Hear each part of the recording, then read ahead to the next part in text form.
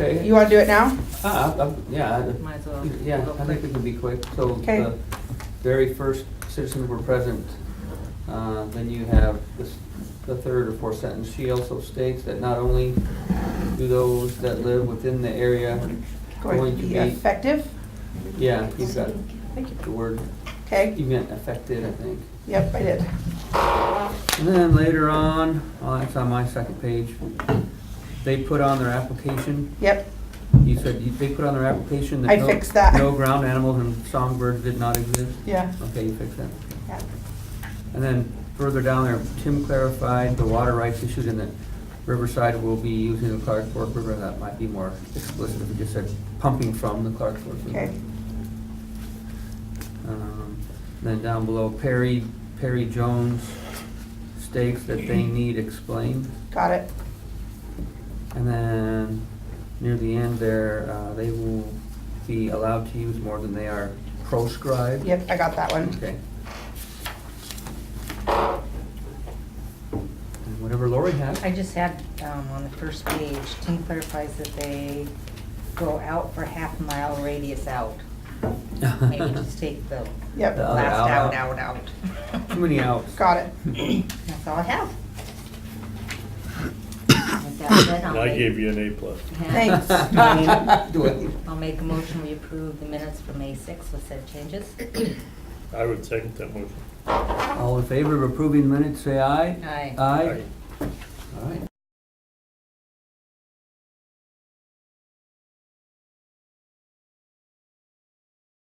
So it's 9:10, we're here with the ranger from the Forest Service, so how's it going, Carol? It's been going good. We're busy, but I guess we're always busy anymore, but getting busier as the spring comes after us here. I'm glad to have all of you folks here and interested in what we're doing. I'll just kind of go through our different sections of things that I think that you'd be interested in an update on. Fire, we've maybe burning up in Toboggan tomorrow. So if anybody's asked you about St. Regis there in the West End, I don't know just what unit, but somewhere up there around the Borgia, Hagen area, if the weather's right. We've been getting hazard trees down in our campgrounds, and fire folks have been doing that. Getting those ready to go. And for fire, just a couple things, and Lori's probably heard a little bit about this maybe from Jim at LEPC, but one of the things that we were directed by the chief is that from the fire fatalities that we had from last fire season, is that we will not go through that. The chief said he did not want to go through that again this year, that we are taking a look at how we approach initial attack. And so our direction is we're probably going to be more cautious than we've been in the past in just being aggressive. And so I'm not sure just exactly how that's going to change for us, but we have some new protocol that we're going to be rolling out, and I'll be getting briefed on specifics, and maybe for the next meeting I can give you some of those. But from the regional forester, Leanne Martin, it's called Life First, and that we will be aggressive where it makes sense to be aggressive. And I think they really analyzed some of the fatalities that were over there in Twisp, Washington, and especially where there were multi-jurisdictional fires and seemed to be some confusion and kind of lost track of people. And so, maybe doesn't apply too much here, but still national policy rolls down. I also went to some training in Missoula, and it's called You Don't Stand Alone. And what that involves, it was all the district rangers and your fire management person attended, and is if we should have a fatality or very critical injury on the district, the process and of what you need to do. And we only had a one-day training, but actually there are teams that come in should you have a fire fatality. And I learned that there's a lot more to the process than one would believe. And they even have family liaisons, hospital liaisons that tend to work with the hospital as far as the paperwork on that and all the investigations and arrangements for family, that sort of thing. So it's a process. Isn't Jim having some kind of a thing at the Forest Service Saturday, kind of on their initial attack? He is tomorrow. Yeah. It'll be, I think, from 9 to noon. Yeah. And he's gonna just kind of, with the LEPC group or those that wanna be involved, talk a little bit about the incidents at TWISP, so that we can learn from, what went wrong there and how might we think about that in context for Mineral County. So I'll be there for that. From a recreation standpoint, of course, this is a busy time for our rec folks. We're getting our water systems all up in our campgrounds, and we anticipate having all of our developed sites open by the Friday prior to Memorial Day. Put new planking on a bridge going into Cabin City. I think Tom Simpkins and Tom Stevens helped do that one. Got that all put together. We're looking at, our hosts will be starting to arrive this next week for the campgrounds and getting our dispersed sites cleaned up. We're looking at needing to replace the roof up at Thompson Peak Lookout. We've got some leaks, and we just went in and did a lot of painting and refurbishing the cabin rental there, and so I think we've secured the funding to put a new roof on that. Mission Valley Backcountry Horsemen have been partners with us for probably 20 years, if not longer. And Saturday they will be cutting out the river trail, which is a real popular one. And then on Sunday, Runner's Edge out of Missoula will be hosting the 11 Miles to Paradise run on that trail. And that will attract easily 400 runners. And they take that's permitted under special use permit to Runner's Edge, and the proceeds that they earn from that, I think, goes to support the Hellgate cross-country team. So really popular.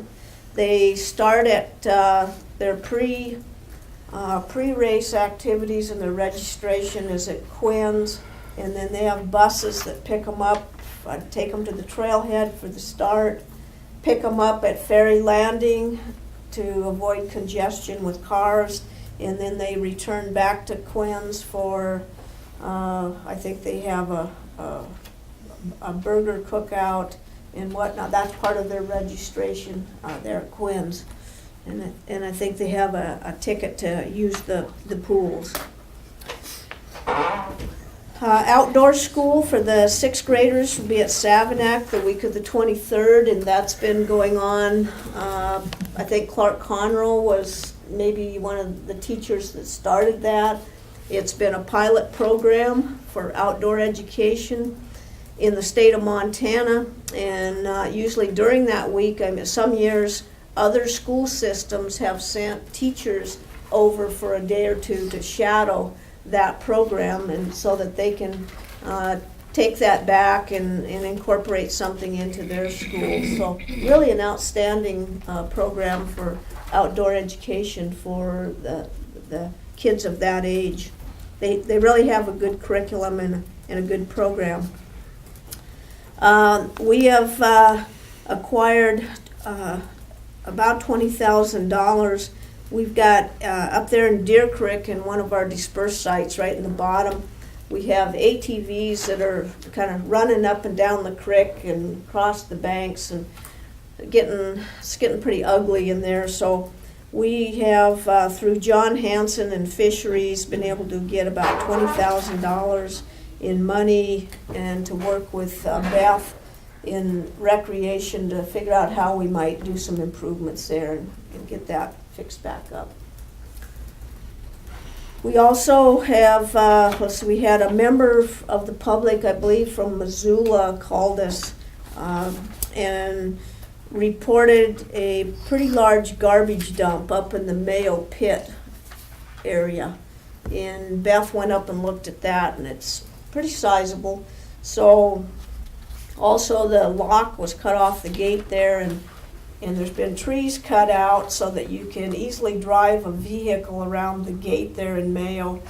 And a lot of ATV traffic now are breaching that, and I suspect maybe even some vehicles. So we're gonna have Nate Cagle look at that and see, maybe we can do some rock barricading or whatever and have to fix that back up. And then next week, we are gonna go up and get that garbage loaded and That all. seems to be a favorite spot for them to dump every spring. I don't know. Yeah, well, it's, I've watched that year after year after year, and a lot of people go up there and shoot, sight their gun in there, but you're always standing around garbage or carcass or, something. yeah. It's close, but yet it's tucked out of the way. Yeah. And so, there's probably a full stock trailer load Wow. of, The guy put a game camera up there and it might be See what, who the hell's doing it. what we might have to, but there's a pretty good load in there. We're gonna get it next week, we'll get it cleaned up. Going into our timber shop, our West Trout timber sale, we submitted that package. We had both TRL and Tricon were present, but we did not get a bid on it. So that was disappointing to us, but we're gonna have to take that package and rework it, try to reduce costs. We thought we had the burn costs and that down considerable, but apparently not far enough. And Wanda called both of the mills to see, really what would have made you bid on this. And the other thing was the length of contract time for West Trout was 2 years. And being a small sale, it's about $1 million or $1.5 million. And they felt that with a 2-year time limit and being a small sale, you'd have to mobilize equipment, get in there and get that sale, the wood out of there. And with the market conditions, it really doesn't allow you any flexibility in a 2-year time frame. So I believe Wanda was gonna request maybe making that, extending it when we redo it to a 5-year timeline to give purchasers a little bit more flexibility in hopes that the market could improve. So Is there any way to increase the volume? I don't think there's any way we can increase the volume on that one, Kevin, without, That's the one that has all the dots up top, right? no, that's Cedar South. Oh, okay. This is Chimney Rock. Yeah, so anyway, Wanda's gonna be working with the regional office next week in going back through the feasibility of it. And so we're gonna repackage it here very shortly. And we're gonna be working with the regional office while she's in there with Cedar South. And so both of those packages will be going in shortly. How will that affect your cut now? If you put it up for offer for sale and it doesn't sell, does that still go towards credit of having put forth that amount of timber, or does it get not and then it goes on to some other timber year for how much you're putting up for sale? Well, we're hoping, Dennis, when we repackage it, that we will get it sold and it will count for our volume. Because if we don't sell it, it really doesn't count toward our volume. I mean, the region doesn't really look at it as volume sold. Okay. So if we put up a sale and it doesn't sell, actually it's a little bit of a black eye for us. Carol, is the volume for the forest, is that calculated on a federal fiscal year? Yes. Yep, we go from, on our fiscal year, that's how we look at our volume and volume sold. Mhm. The other one, the big one that we're gonna be doing is 7 Mag, which would be 7 Mile Tamarack Creek under the 12 Tamarack decision that was signed April 26th by Tim Garcia. We were really pleased to get that through the planning process. That will be about a 20 million board foot sale, so it's a pretty good sized one for this day and age. And our folks will be starting to prepare that contract package. And we'll be looking at I think if all stays on task, getting that one ready to sell by the 4th quarter of this year. Any indication of appeals or anything like that after the process? No, we have a signed decision and we've not heard anything, so I think we're good to go, Kevin. We're pleased with it. We had objections. Right. And I think they do not intend, as far as, I've not heard anything that they intend to litigate. That was We've not heard anything there. The other thing that I have is, we get retained receipts, and that was generated from our St. Regis South sale up here out of St. Regis. So we're gonna get some money back on that. We're gonna get about $20,000, and we have some matching money that John Hansen, our fisheries biologist, has. And these projects were selected at a forest level by a committee.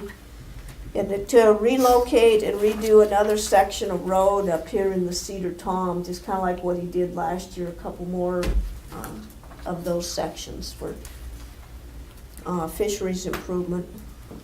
Where will that be at, I'm sorry? Up in Cedar Creek.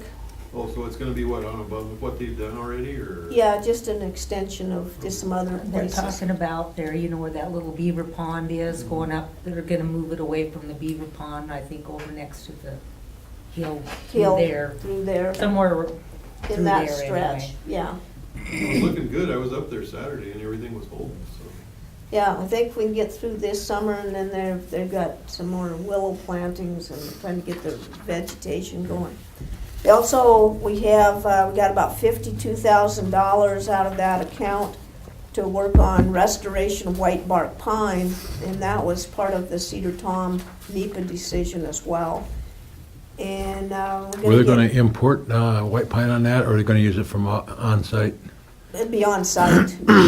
I know we looked at that area up in there, you know, for the white pine and white bark pine, excuse me, you know, and try to get that stand or that spread its wealth around, you know, to make them bigger and more sites for it to occur in. More vigorous, and Yeah.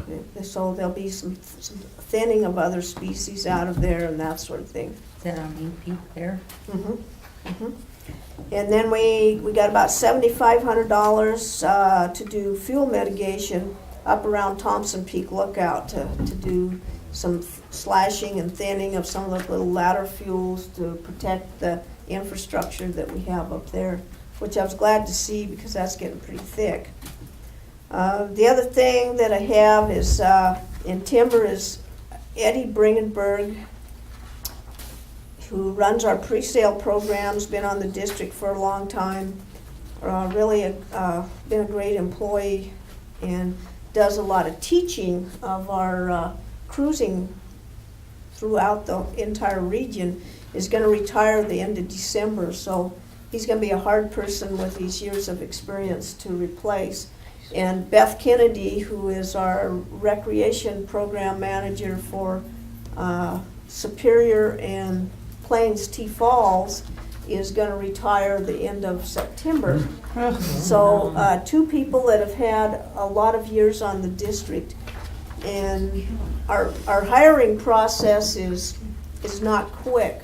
It's about 10 months, 6 months to 10 months to get from the time you start with a position till you get it filled. So I'm not sure whether we'll be trying to detail some people in So that, because with those two programs, we really can't have a lapse of nobody in there for a while. So we'll see where we go there. So is Beth gonna still continue on the Iowa or the trestle thing for you? I think she will, even though she's purchased property over in Washington and probably looking at relocating, but that's been her baby, and there's nobody knows it better than she does. So there might be some Yeah. numerous phone calls between us. On the planning side, the call came out for Forest and Focus projects, and we've been successful in getting 2 projects in the past. Firecracker Annie, about $83,000, and then West Trout, which that's why I was surprised, I guess, that sale still didn't sell, because there was the road package and the weed, all the pre-weed and post-weed treatment was financed by Forest and Focus dollars. I'm sorry, with Firecracker Annie, and what was the other one? West Trout. Oh, okay. So we have submitted 2 more projects that were both coalition projects, asking for Forest and Focus dollars for this go-around. And one would be Murphy Creek. That's our project that the coalition's been working on. And the other one is another coalition-driven project, Power Hawk. And that is up right by the west of Savanac and adjacent to the, along the Power Line Road there from the Broken Heart Ranch. In looking at that, Deborah Regan and the coalition members, some of them have been up there 2 or 3 times.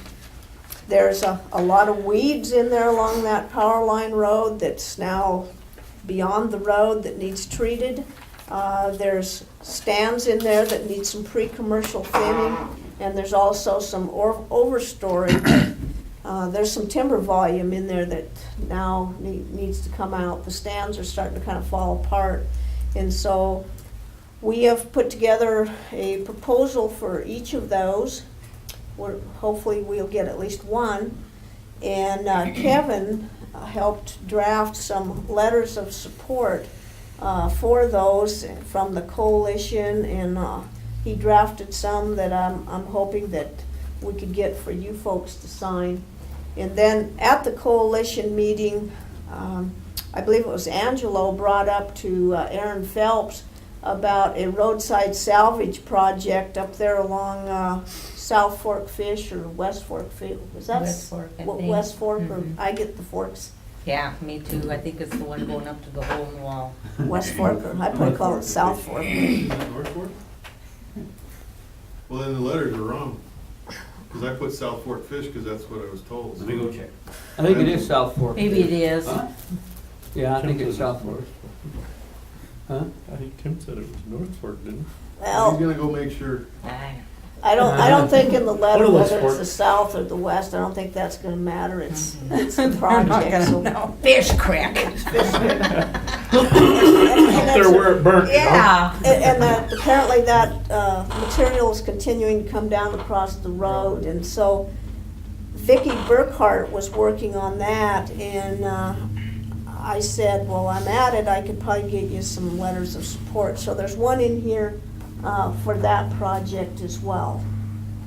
We're gonna submit. Let's see, the other things that I had was just in planning at the coalition meeting. Some of the coalition folks thought that I really wasn't moving fast enough on moving Murphy Creek forward, and I can understand their frustration when you have a small project, but actually from my standpoint, I think we've been moving right along. It was a project that was not on our scheduled program of work. We took it on as a neat project to do, and I think it's going to turn out nice. But we started in the fall of 2015, and we're looking at having a decision signed for that here in early June. So really, and when you look at it in the context of for Forest Service, that's really a pretty quick turnaround. I am pleased with the planning process on Jam Cracker. We started last year with the open house on that project. I think that might have been one of the very last things that Tanya attended before she left to go to Alaska. And her last day of work was June 5th. And we are looking at having a draft EA out the first part of June. So you'll be getting a draft, and we'll be looking for public comment on that. So I was pretty pleased with that one. And the other thing that I have is we are looking at a field trip for Red Bull on June 28th. And that would be one that I'd like to have as many folks as we can. Certainly some of you from the county commissioners there. I'll be getting more information out on that, and we'll start our publicity campaign, and we'll be taking RSVPs. We'll try to get vans set up for transportation, and I'll have time frames put together. That'll be coming out. We'll probably meet at the St. Regis Community Center like at 9 o'clock, gather up there for just a quick briefing, and then head out and have 3 or 4 stops that we're going to make, type of thing. So it'll be 9 in the morning. Yes.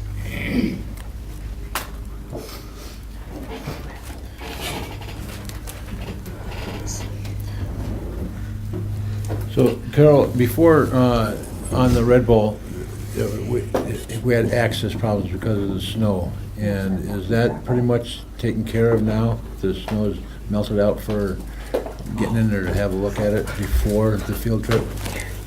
We still have at the higher elevations, they're still hitting some snow, but I think talking to my folks the other day, what we're looking at is certainly, since that's a fisheries, hydrology is the driving objective of that program or that project, we certainly want to look at areas that they think are major concerns. I want to hear from them how they plan to fix it, and so that community people can have an opportunity to weigh in and give input of what they think. And then talking to the timber folks, there'll be several opportunities that we'll have a good view shed of looking at the timber stand for the veg management and talking a little bit about what they plan for timber stand improvement. So the Little Joe's open now, so I mean, you can get all the way over into Idaho already, so. There's still snow, somebody punched it out this I think week Bailey before did. last. Who did? I think Bailey did, that Did they've they? got some timber over there to get Yeah, so out. it's open, and South Fork you can get up probably 3/4 of the way up it.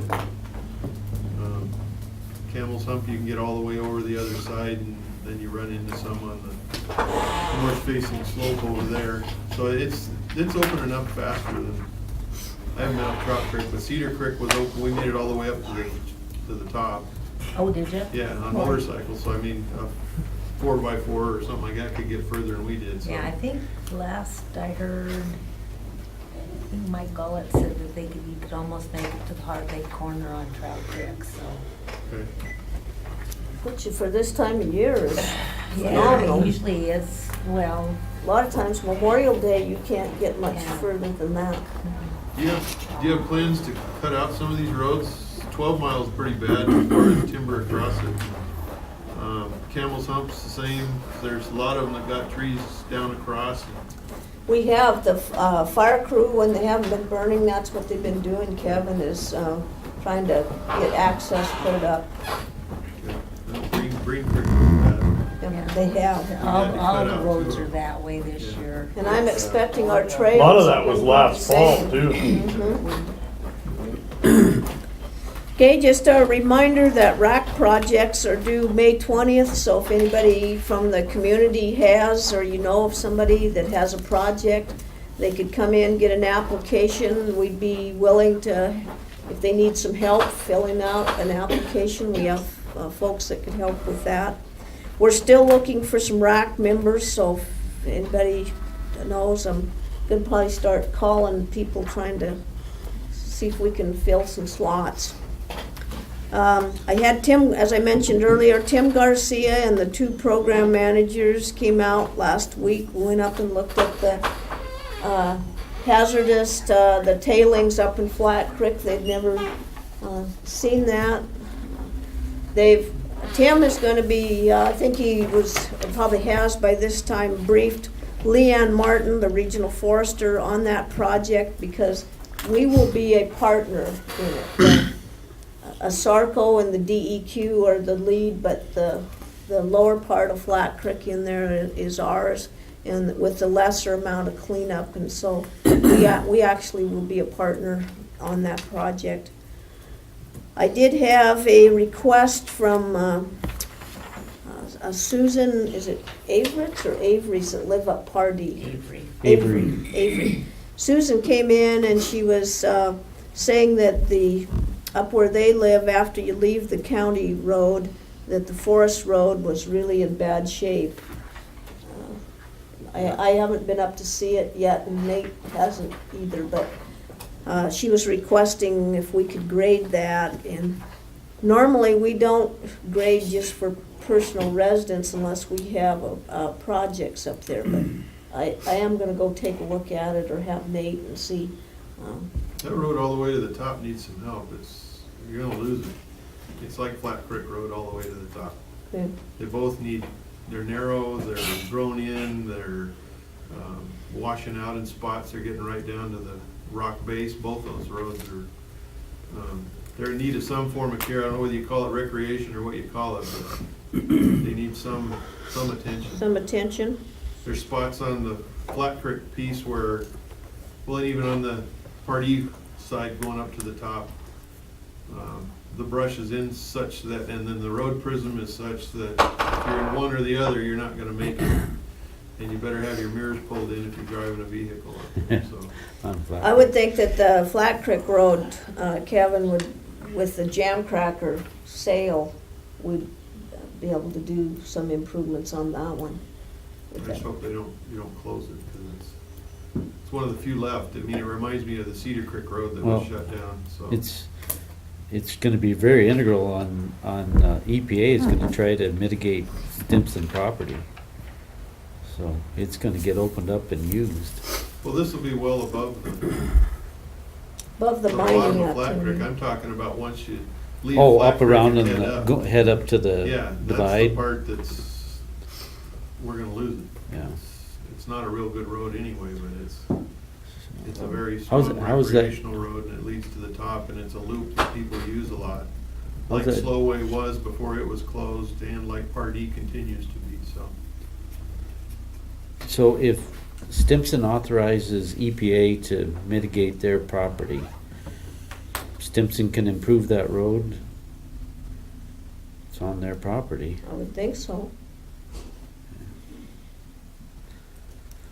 Wouldn't see why not, Tim. Okay.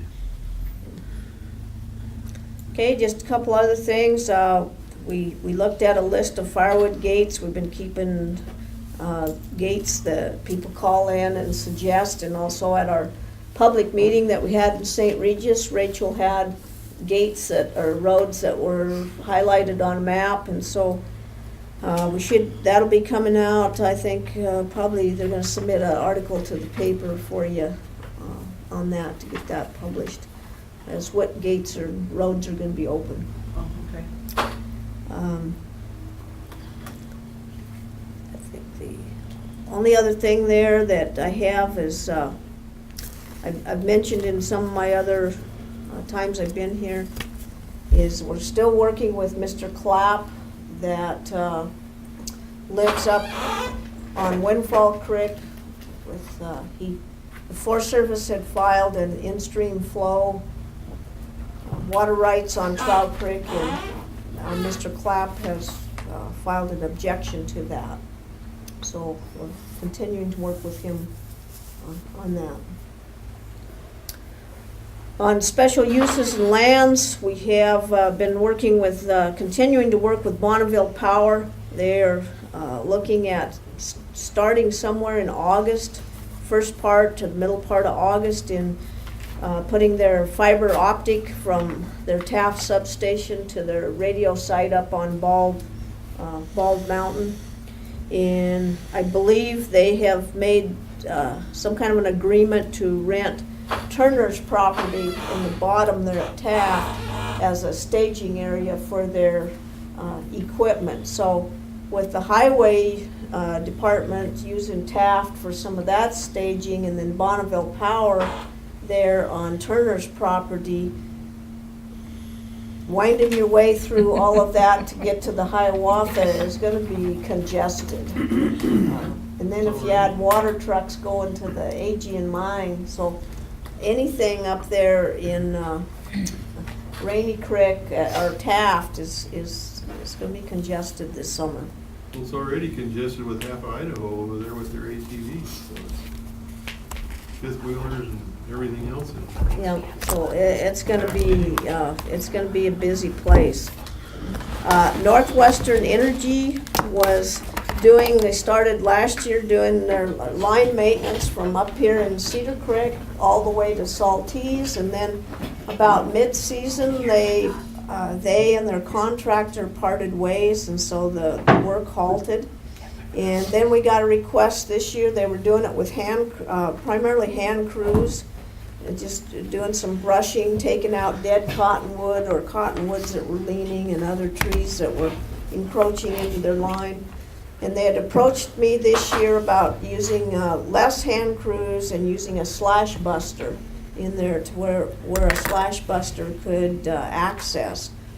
And then we got a call that I don't know whether they never got their contract in place or what, that they would not be doing that work this year. So they've not completed that.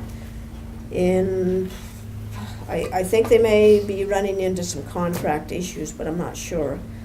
But we do know Northwest Energy has approached us with a pole replacement project that would take place starting over at Crow Creek off of the Plains T Falls district, coming over the top of Randolph Creek and down. And I think on our district, they would have about 30 poles that they've identified they would like to replace. And some of those are actually out in the water. And they were saying that with the new type of pole, I don't know if they're taller or whatever, but they can handle more of a load. So they might be able to space the poles, have a longer span between them, and try to get some of those out of the water and put them in a little better location. So we're working with them on that.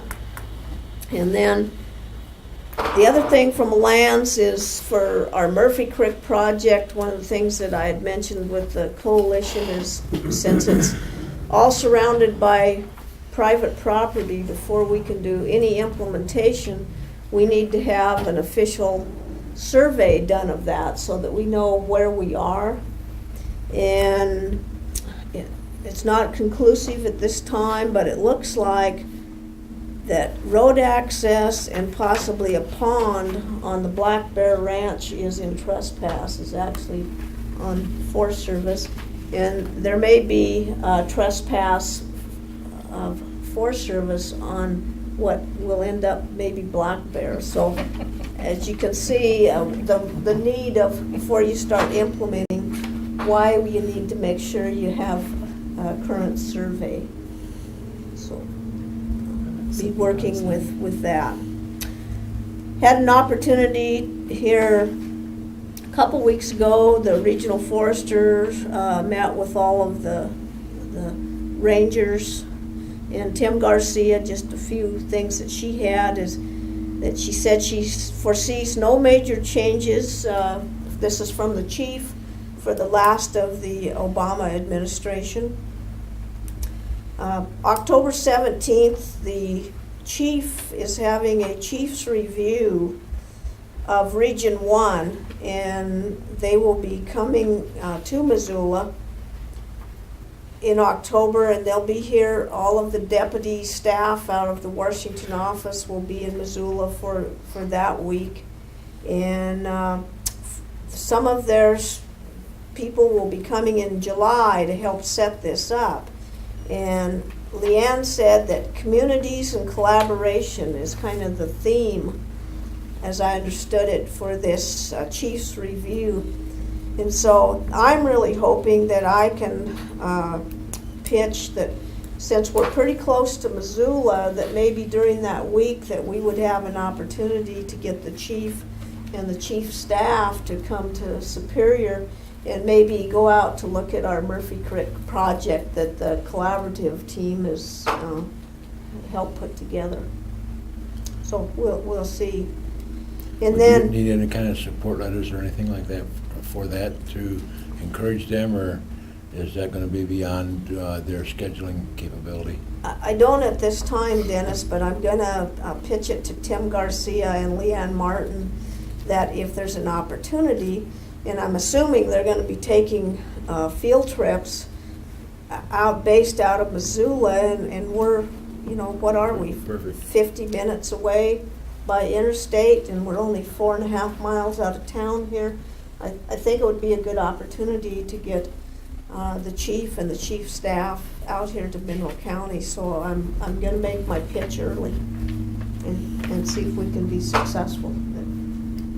Perhaps we could host a luncheon or a barbecue or something, get folks out here and see what we do. The National Christmas Tree is coming off of the Kootenai in 2017, which is kind of an interesting process. I think it's coming off the Payette National Forest this year. And so, along with the National Christmas Tree, then there's a lot of smaller trees that go to all of the different places in Washington that go. And I'm hoping that the 6th graders from Superior have been planting Christmas trees in what we call the Children's Forest at Savanac each year. And we have some Scotch pine that are about 5 feet high now, and they're starting to look pretty nice. I'm hoping that the 6th, that we can pick a tree from the Children's Forest and send it back to Washington, D.C. in 2017 along with the National Christmas Tree.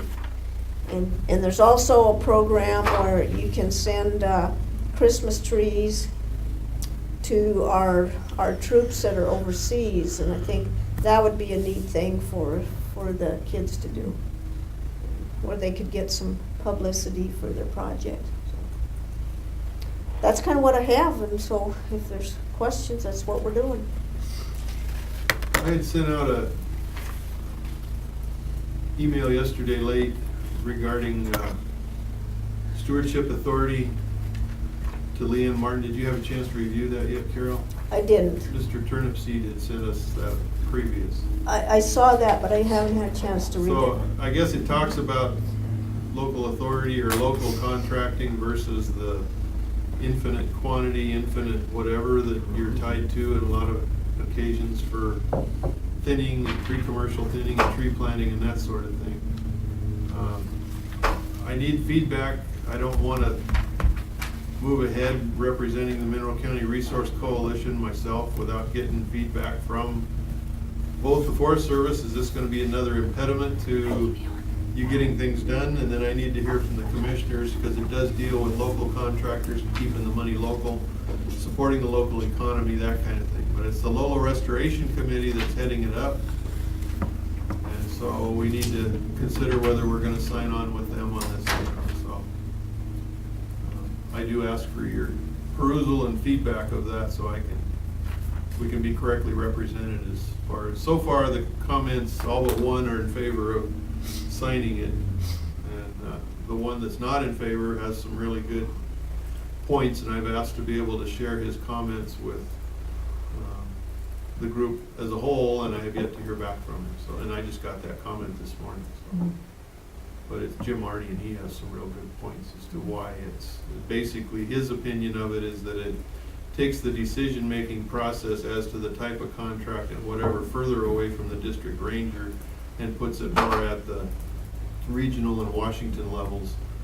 And that, he saw that as a major stumbling block. And so I guess I need to hear from the agency as to whether this is something that would help on the ground locally, or if this is something else that's gonna further distance us from having local voice, or a local presence and a local representation of what goes on in our backyard, so. I'll look at it this afternoon, Kevin. Yeah, we have until the 25th to respond. So it's not an emergency. And so, but we will not have a resource coalition meeting between now and when we need to respond to the Lola Restoration Committee. So I want to be able to adequately represent the organization and all the facets within it. So. Okay. I find it interesting that it's coming from the Lola Restoration Committee. You Yeah, know, well, that- they've been so, you know, I mean, they were the ones that objected to this, and now seems like they're kind of flip-flopping now, and now they're all for forest management, where they've been kind of a stumbling block all along, so. Well, they're still coming at it from the restoration perspective, which rubs crossways with a lot of the Mhm. other folks in the group. So, you know, there's no motion or move towards sustainable harvest or sustainability of the resource or anything like that, which is where we'd like to see it, or a lot of us would like to see it head. But that's the whole point of the collaborative, is to have all those opinions represented. And I don't know that Lola Restoration Committee is actively part of that, because it is a Mineral County collaborative. But I think we need to pay attention to their viewpoints. It doesn't mean we have to agree with them, so. Well, I think, you know, restoration can be many forms and facets. Restoration can also include timber stand improvement and long-term health, fire And it should. resiliency. And that's what it was supposed to be, but it was always at this other extreme, not the whole of the 13 principles. You know, That was and the problem. That includes improvements of water quality, road improvement, recreation, so restoration really includes a wide range of things. But I guess what I've yet to see is it does not include the notion of the tree as a renewable resource, and the fact that you can grow them for capacity and you can grow them in perpetuity and still have all of the amenities that you're referring to as far as clean water and recreation and all these other things. And so that's the part, I guess, that strikes me a little off in terms of how that's not included, and it's basically ignored when you bring out the term restoration. If you were gonna bring restoration and go into the old tree plantings and the old stands that were done in the 50s, 60s, 70s that have never been thinned and never been managed, yes, they need to be restored, but they need to be restored to the initial goal and function of when those trees were replanted and those plantations were started. Out in areas that are not suitable for timber harvest, yes, they need work also. If it's genuinely roadless area, it needs to be roadless area. If it's genuinely wilderness area, it needs to be wilderness area. But by the same token, that's all we ever hear is roadless and wilderness, and we don't hear much about a sustainable harvest and sustainable yield that's going to support a local economy. And I guess that's the facet that I want to see also brought to the conversation, not that that is the sole conversation. That's a good point, Kevin. You mentioned a while back that the ex-ranger, Sharon Sweeney, she wanted to get together with you about you and somebody else, I think you were saying. Aaron, Yeah. I did meet with him. Which draw was it again, or where did she want to? It was I- about wilderness, wasn't it? Or? It was, and I need to get back. I got a call from somebody from the Montana Wilderness Association, and I have not returned that call. What Sharon and Chris Ryan were wanting to know about was a possible venue, or I think a location here in Mineral County where they could hold just an open house or a meeting to see what kind of interest there might be within the county and the communities toward wilderness. And what they were looking at is having Senator Tester bring forth a wilderness bill or attached to something through like he has tried to do before prior to the forest plan revision. And So I haven't gotten back to them. I suppose that either the 4-H building or maybe this conference room is open for a public venue. And I'll let them do the scheduling. So what her angle, probably it's the Great Burn, she'd like to get that locked down. I'm guessing that they're probably looking at the Great Burn and also possibly the Sheep Mountain, which was a wilderness study area is how it's presently designated. And Sharon and Chris Ryan asked me what I thought the flavor of that would be in Mineral County. And I said, Sharon, if you will recall, I don't know, you probably have some support, but Mineral County is pretty much concerned about access. Motorized access is important, and so I don't expect that you're gonna have a large audience wanting You may have a a lot large more. audience. But, yeah. I mean in support of Yeah. the wilderness designation. And so, I said that would be my thoughts. We, as an agency, we don't get involved in taking sides. Right. We would participate to be at the meeting, to listen so that we hear public comment and whatnot, but we're not taking any sides. Well, the part I've been able to find out about the Sheep Mountain study area, or whatever it is it borders wildland urban interface. And it butts right up to private property. And given what I've seen with how the agency is hogtied with regards to handling anything in a wilderness area, it's bad enough that it's a roadless area. And it takes basically Washington office authority to be able to even go in and thin or harvest anything in there. My concern is it would basically sacrifice the private properties that are adjoining it. There would be no way you could stop anything or get in there and actually fight something, just given the wilderness designation and the lack of mechanization and the lack of any means of fighting a fire. And it could build up a really good head of steam by the time it hits private property. So hopefully it's, now the Great Burn, I don't know, that area is, I don't like the upper end of it. I don't like the way that they've knocked out the snowmobiles and that whole recreational component. I don't like the way they're bragging about how they have another 1.1 million acres under like management on their website.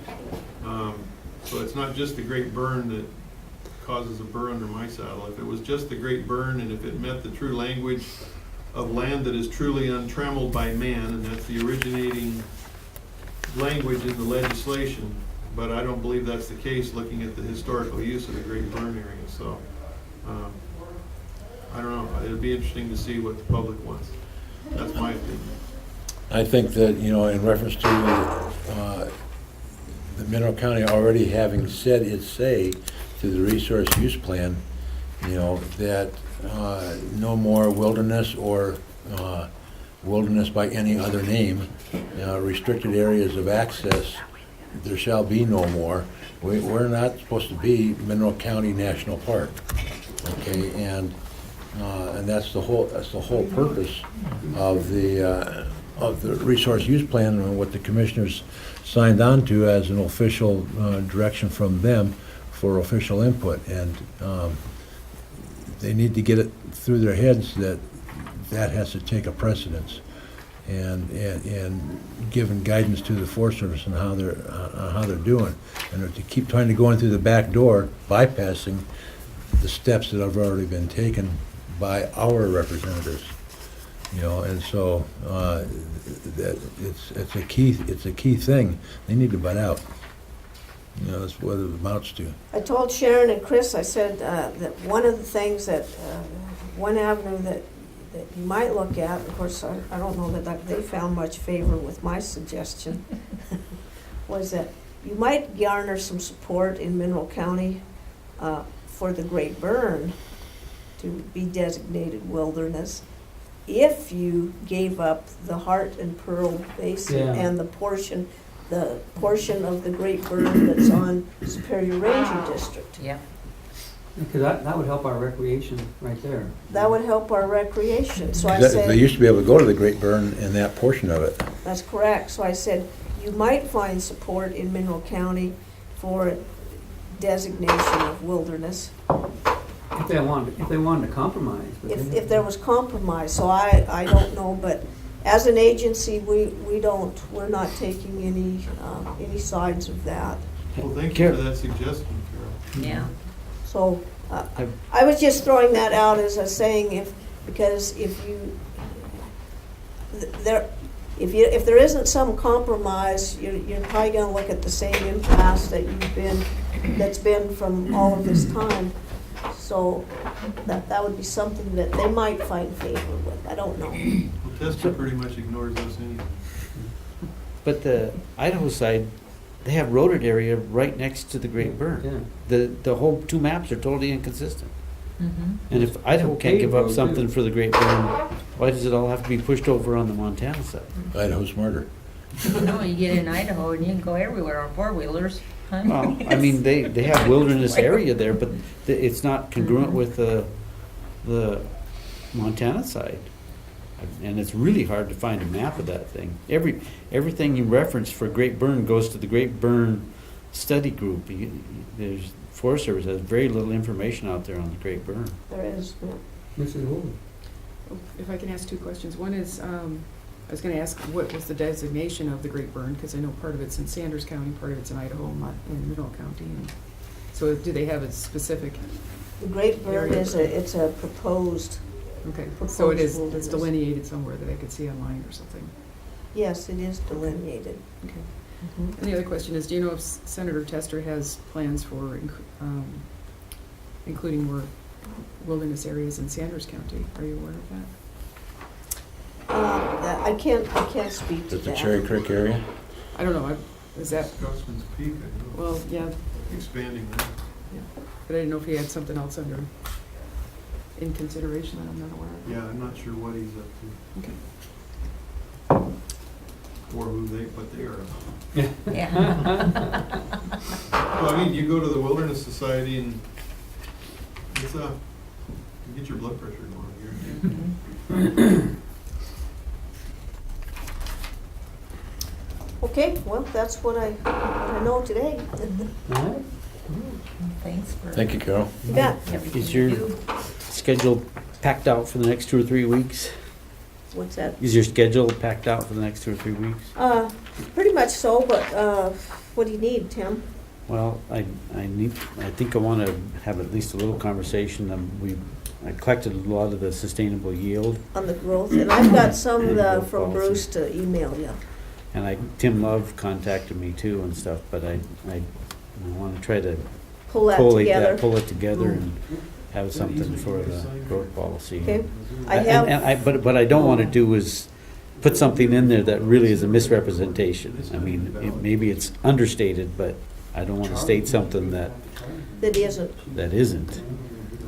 Let me, I've got something that Bruce pulled together, and I'll forward that to you. Okay. And then, let me look at, I've got a few things on my other calendar there, and I'll send you an email as to some of my open dates and see if we can grab an hour to go over that, Yeah, okay? great.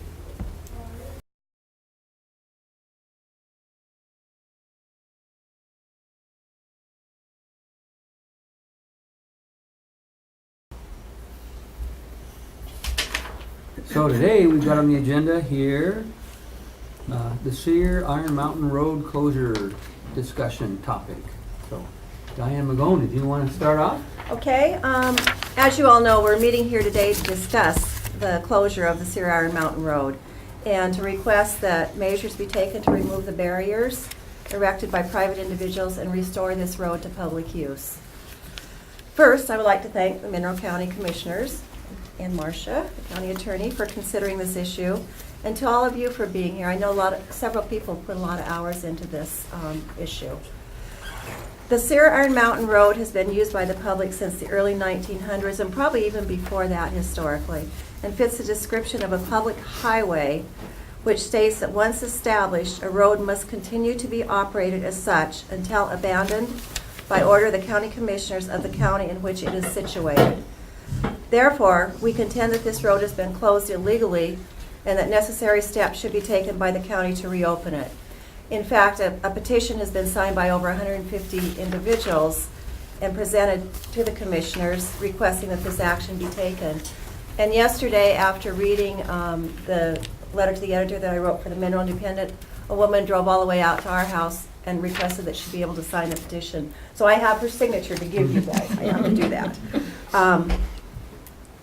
Since the purpose of today's meeting is to present evidence of past usage of the road, we'd like anyone who would like to speak to do so as regards to their own personal use of the road or with knowledge of the historical use. Please limit your comments to 2 to 3 minutes so that everyone who wishes to speak can do so, as we only have 30 minutes scheduled for the hearing. Before turning the meeting over to the floor, I'd like to submit the following 2 statements. My uncle, Lee Magone, I don't think he is here today. He didn't know if he'd be here or not, but he told me recently that he had worked for the Forest Service during the war, that being World War II, in 1945, he thought, as they graded the road, and he was running the rock picker behind it. And he is willing to provide formal testimony in the future if necessary. Also, I'd like to read a statement from my father, Joseph Magone, who has lived on Trout Creek since 1929 and has traveled this road many times in the past. Around 70 or so years ago, I, along with around It appears to be 15 million. Okay, 15 million other guys spent 3 or 4 years of our lives to see that this sort of thing does not happen here in our United States. And now some individuals are trying to do just that sort of thing here in Mineral County by closing a road that has been in use for many years, causing no damage to anyone's property, including theirs. Let's reopen that road for public use and enjoyment. Joseph M. Magone. They both remember when the road was rebuilt during the 1930s by the CCCs, and that it followed the same route then as it does today, except that the bridge over Trout Creek has been moved upstream sometime during the 60s by the mill. I also personally remember as a child riding with my parents as they used the road as a shortcut going to and from Missoula, and did the same with my own children in the 1980s when I lived in Missoula and came home to visit. We can now open the floor to any public comments, statements, questions. So who would like to be first?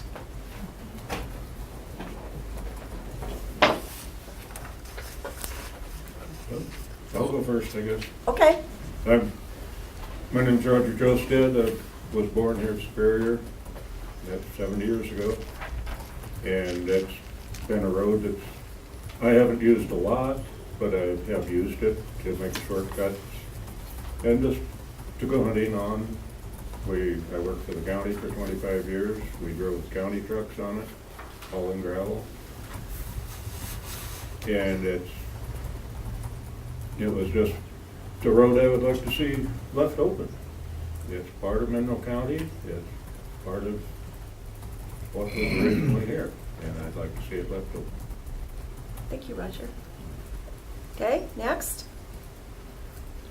Teresa. And I have to say before Teresa speaks, she is the person that circulated the petition and got all those signatures, so we owe her a debt of gratitude. Thank you, Teresa.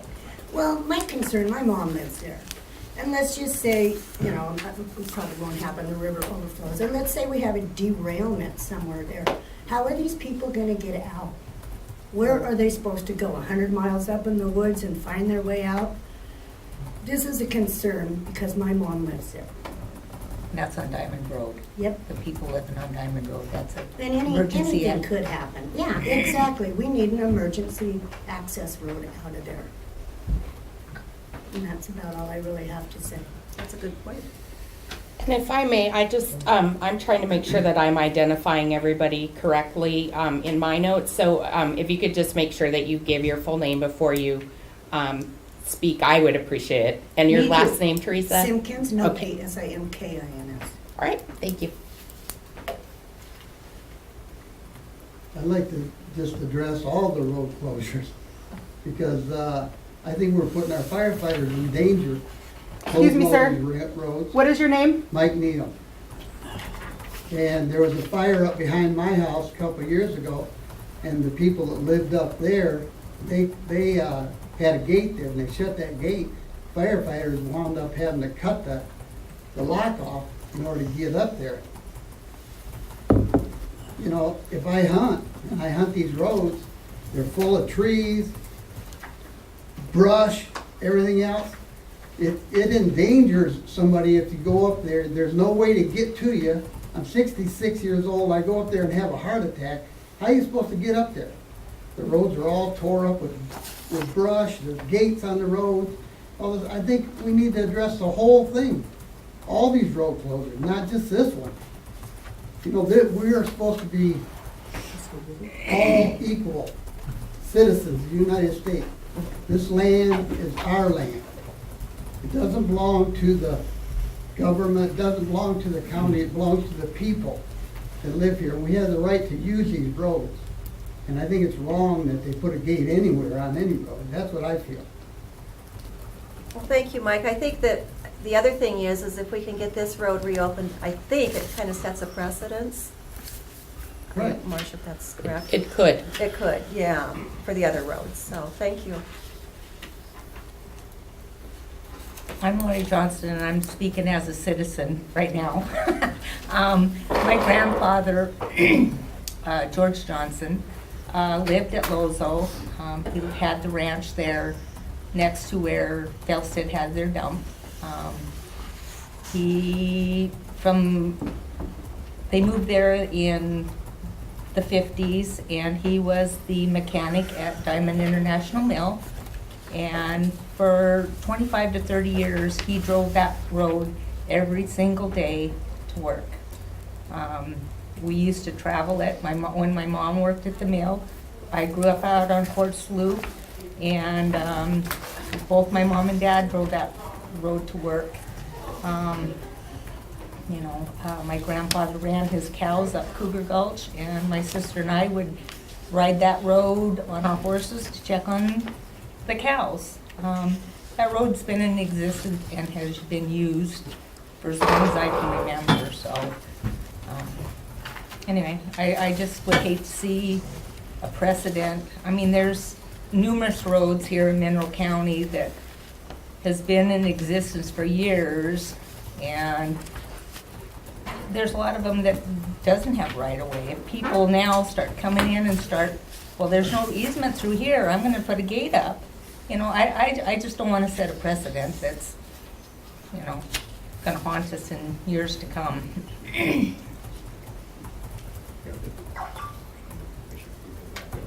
Mr. Donnelly? Phil Donnelly.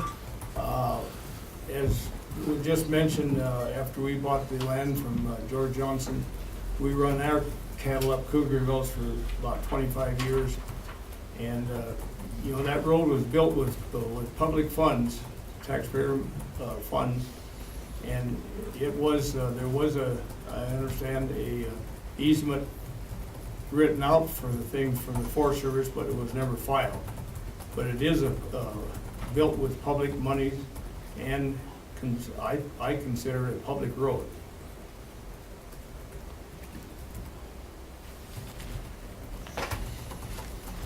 Diane, the relative you said that was pioneering the road and with the rock picker, who was he working for then? Was that CCC or? Forest Service. Forest Service. Yes.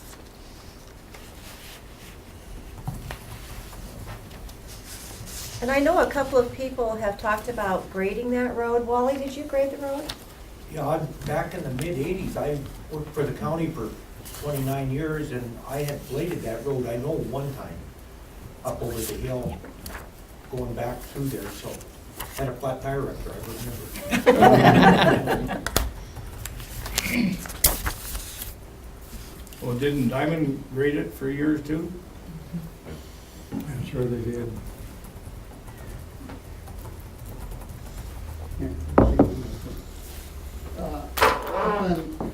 Up on Rimmel, or Deep Creek, the Clarks live up there. A few years ago, they decided they were gonna put a gateway over their road, just a gateway. The Forest Service came down there and told them they couldn't put no gateway across there. That's access to the for us. But they made them cut it down. Just a gateway, not a gate. So, you know.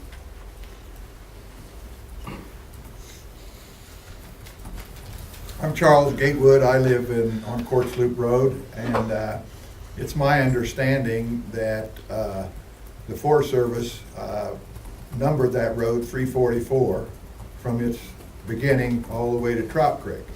And it was my understanding that it was a Forest Service road. And I don't know what happened with that issue, but I think the road needs to be open for not only ingress, egress out of Superior to Missoula in case of emergency, but it also allows recreationists to go up there and enjoy the community, enjoy the county.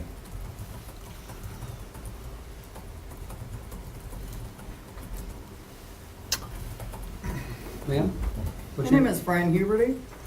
We're virtual newcomers around here, but the boys used to go up in there hunting, you know, coyote shooting, this type of thing, and they really enjoyed it. And it was, when people came from Minnesota to visit us, it was a road we would take to show them the beauty of Montana.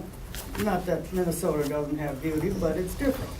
And so we would go that road, they'd go, oh my gosh, you know, and this kind of stuff. So it just seems to me, and in retrospect, when we moved in there, there was like a trail going down from the main road, the loop road, which is now, all the way down to the railroad tracks for the railroad, but it was nothing more than a path. Right now, it's an access road. If we had decided, like these others decided, to put a gate up at the opening, we would have had the same conflict now, which is, okay, John Henson lives down there, the railroad is open down there, and which it has been, and they've been able to work. But it just seems to me like what's good for one is good for the other, and you just don't shut off a road because you feel like it.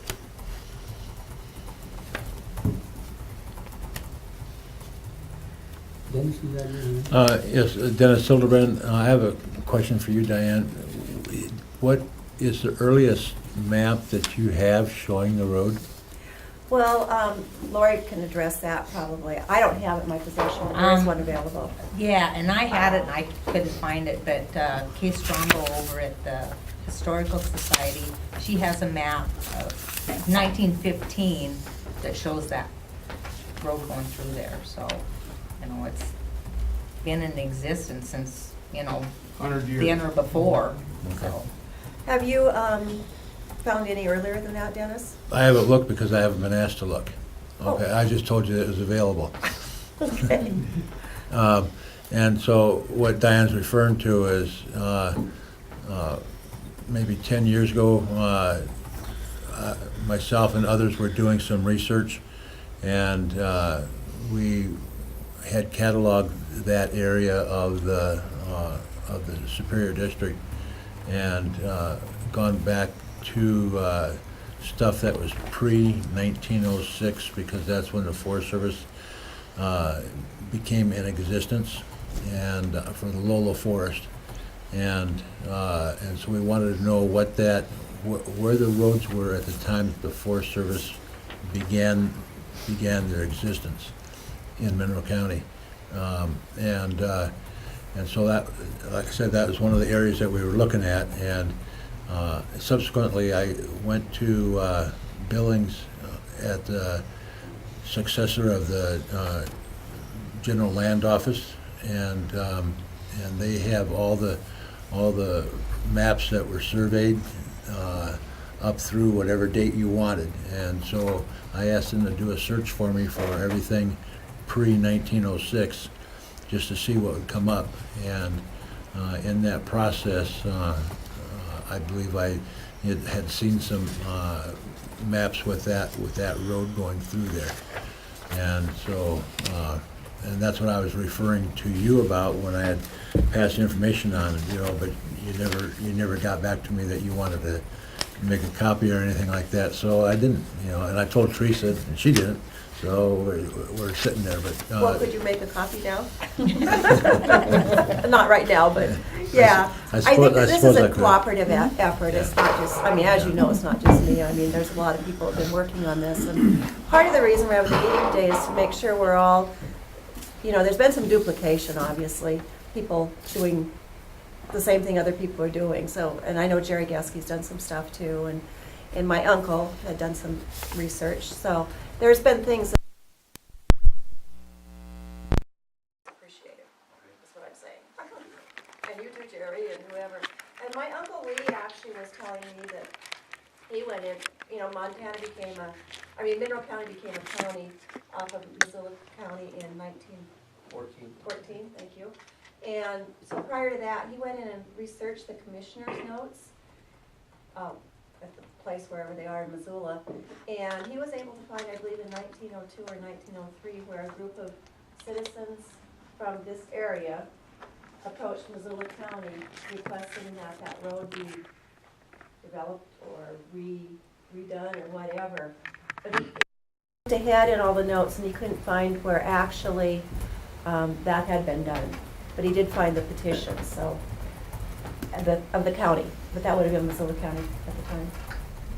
Because we were trying at one point to prove that it was a county road. And I was wondering too, Tim, you know, along the same lines of the historical creation of Mineral versus when it was Missoula, while there may not be an easement here at our courthouse, is there any on their microfiche and their records of a road easement when this was Missoula County for that road? I haven't discovered anything yet. There's a major lack of easements on that road. And there's probably a major lack of information, maybe even. Well, there's quite a bit of information, but there's. But no- I mean specific as far as finding it. Yes, sir. Mason Henderson. Just got a couple questions, and I may have some statement of some kind later, but I'd like to know a couple things. Diane, first of all, the purpose of this meeting is primarily to obtain statements from citizens about use of the road in times past. And the other question is, how many signatures do you have on your petition now? Well, we have over 150, and I've talked to both Lori and Marcia. What we're trying to establish, as I said earlier, is that it's a public highway, which does not mean it has to be a county road specifically, or even a Forest Service road, as long as it was used by the public for 5 years or more. So that's why we're trying to establish that. And after talking to Marcia, I believe that it's easier to prove that it's a public highway, and she's talked to somebody from the state, is it? Than it would be to prove that it's a county road like we were talking about. And also the other option we had looked at kind of was, what's it called? The Adverse use? Well, the adverse use issue, yeah, and that's really hard to prove. So the public highway approach seemed to be the best. And I don't know that that's necessarily set in stone. I think there are a number of legal remedies that are available.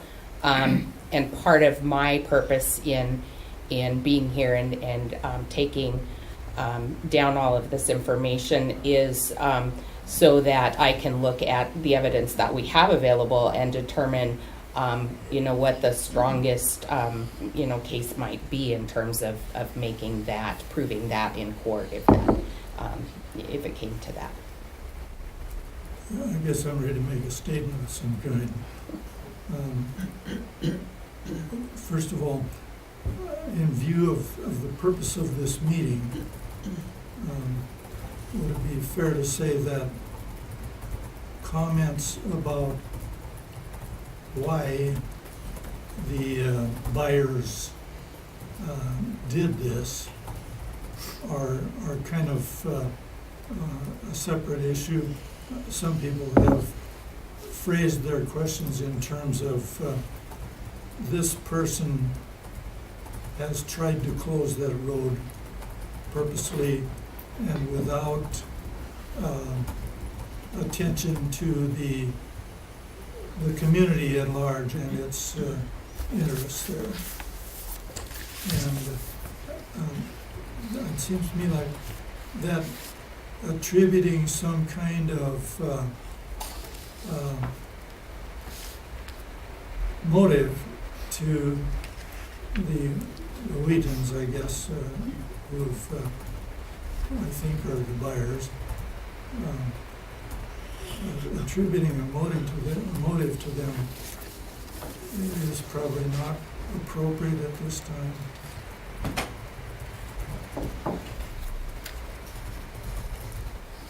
I don't know. I think there's been some confrontations. Is that what you're referring to? I'm not sure what. I had some kind of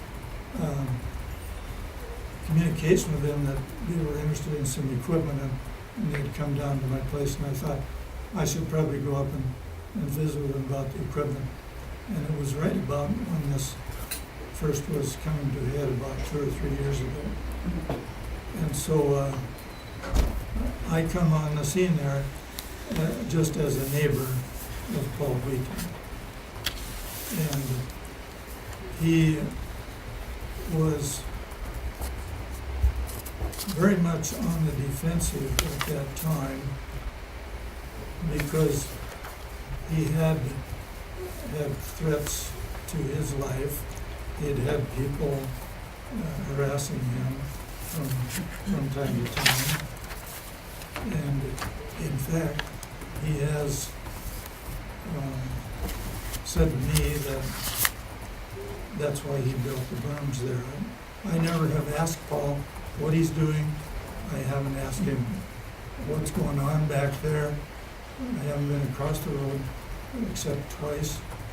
When we hauled logs, we did haul around the long way because it wasn't a very good road then. But it looks to me like it's possible that Paul bought this land on the advice of an attorney without knowing the situation about hunter's use, travel across there by relatives. I would just, in the interest of peacemaking, our country is kind of on the verge of civil war, and I don't like to see any of our people going to the streets and enduring pain and suffering and death because things got out of hand. So I'm interested in these motives. I think that, well, my opinion is that Wheaton may not have entered in on this project with full knowledge of this community. And that could very well be true, but just to give you an idea, my brother Dale Magone, prior to him being Justice of the Peace, had written a letter to the editor, and who knows if it was read or not by the Wheatons, but Dale said, in the interest, I'm quoting, in the interest of being neighborly, why can't you just open this up and let the public go through it as before? And, you know, if there's any history of any threats being made about him or anything, I'm not aware of it. I don't know if anybody else is aware of it. And I think that, Lori, did you approach them too, didn't you, about I had numerous people call me at home when they first realized that there was a gate there. Somebody had decided to take their daughter four-wheeling over there and got up there, and there was a gate. And, you know, they were kind of shocked to see the gate, and they were confronted by the Wheatons,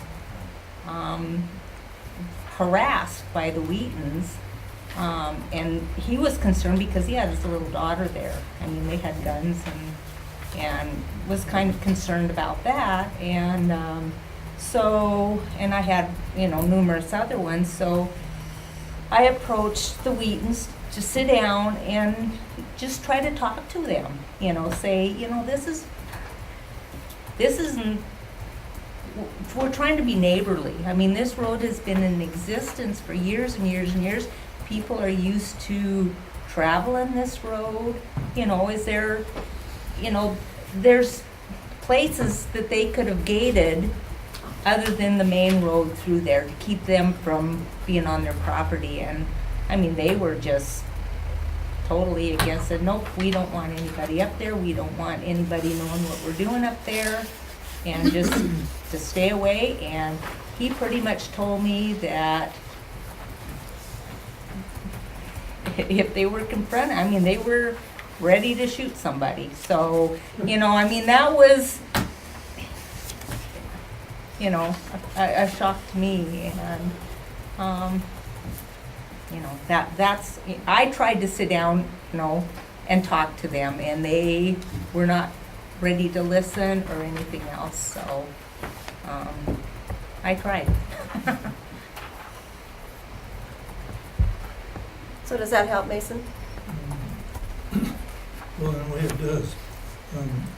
Lori is expressing the side of it that is full of hostility, and Whedon's have expressed to me the side of it that was hostility to them, and I don't have any way to check out those things as far as their factual information goes. And I'm also not qualified to talk about the history of the easements there. I've had lots of real estate transactions, and real estate and easements have frequently been a messy problem. I also know that there have been county governments and state governments that have been sued over matters that maybe could have been resolved peaceably. And those things have cost the taxpayers thousands, millions of dollars. So that's all I'm trying to get my foot in the door just a little bit to maintain some kind of communication between the antagonists here. Who's the antagonist? The antagonists are Paul Wheaton All hearsay. and the permaculture group, and against the residents of this community before they can. And it's all hearsay. There's nothing been proven. And Mason, I don't think anybody here has been aggressive towards them. I have not heard of anybody being aggressive towards them. I mean, it could have happened, but I have not heard of anybody saying that. And I think, like Lori said and my brother, there's been an attempt to reason with them. And it doesn't, I don't care, I agree, they bought Cougar Gulch, that's their land, and that's fine. You know, I mean, just like our land is our land. But to not allow access to a public road that just goes across the very corner of their land seems pretty outlandish, I guess. It's kind of scary where they're Okay. Alta? Oh, boys, I live at Parkio, and we had a little taste of this out there when we had a new neighbor who put up gate posts on the side of what really was a Forest Service road and had an easement, and he intended to put these up, but luckily, after we visited with the Forest Service about 6 times, they've gone there and visited with him and let him know that he couldn't pave the road. This kind of thing is happening all over the West, all over the West. And as far as I'm concerned, I don't care what the new owners are doing, who they are, what they think, but the more we allow this, the more it's going to happen. And you see it all over. They just had a thing in the paper about an access road down the Bitterroot. And if we in Montana have lost our logging and the farming isn't so hot, and they're telling us that we're going to have this lovely income from tourism, then the fewer roads that are allowed to be closed, like this historically used road, the better. Okay. And aside from that, the county road goes right through our property, and I would like you guys to, I want to put a gate on each end so the traffic doesn't bother me. Okay? So, Well, I'd like to just add one little thing, I'll be brief. We bought our land here in 1969, and it wasn't too long after we bought it that there was a conflict with my neighbor over the boundaries. And we worked it out together. There were no lawsuits. There was some compromise on each side. There were places where I gained little land, there were places where he gained little land, but we got it on a firm survey. Well, that would be the ideal thing to do, I mean, if they're willing to do that, but if you want to ask them, I think that, yeah. I don't think you can talk to them. No. So Jerry, did you have something to say? I think we're getting close to being out of time, I don't know, do you have something else? Not so long. Okay, so we're okay. Jerry, did you have something to say? Jerry Geske.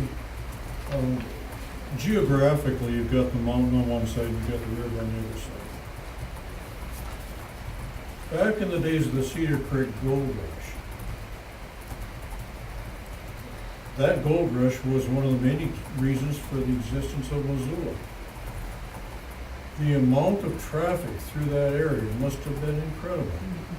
That probably was not a road, but was sure one heck of a trail. And so its use was established very early. We're thinking like maybe the 1860s, when they started, Had to be, yeah, up Yeah, Cedar they- Creek and, There was no bridges. Yeah, that's, yeah. your choices were limited, you had to go through that. They might have gone down lower, I don't know, but anyway. I've lived in this community virtually all my life. I've traveled that road, I've walked that road. I enjoyed using it, but there has never been a plow touching that road anywhere in that 5 or 6 miles of distance there. And it's never been touched by any animals outside of wild animals, I don't believe. And I don't see any good reason why that should not be left open as an enjoyable place for the community of Superior to use to go for a short trip to take some pictures, see some game and so forth. And I think it's really wrong. There again, I'm not bragging, but I spent 3 years of my life in Europe, 31 months of my life in Europe, to see that none of this sort of thing happened in our community. Now here it is, right here at home. I don't think that's right. Thank you. Anybody, oh, I'd like to know more about these people, and I have heard, and I believe that they were run out of Idaho before they came here. That's why they came. I'd like to know more about them. Dig deeply on the internet. Dig deeply on the internet. All right. Permy.com. I'll write that down for you, Jackie, permy.com, and their names for you. Do you use the internet? But it's not just Permies. It's the rich guy from Florida that buys the old ranch next door. You know, like I said, I don't care who they are as long as they don't bother any of us. It's not just them. I don't think it matters who. And to Mason's point about let's all get together and, you know, work things out, this kind of stuff. Unfortunately, sometimes when you have hostilities or you can't work things out, that is why we have lawyers. Okay? That is why we have lawyers. There's the ideal and then there's the reality.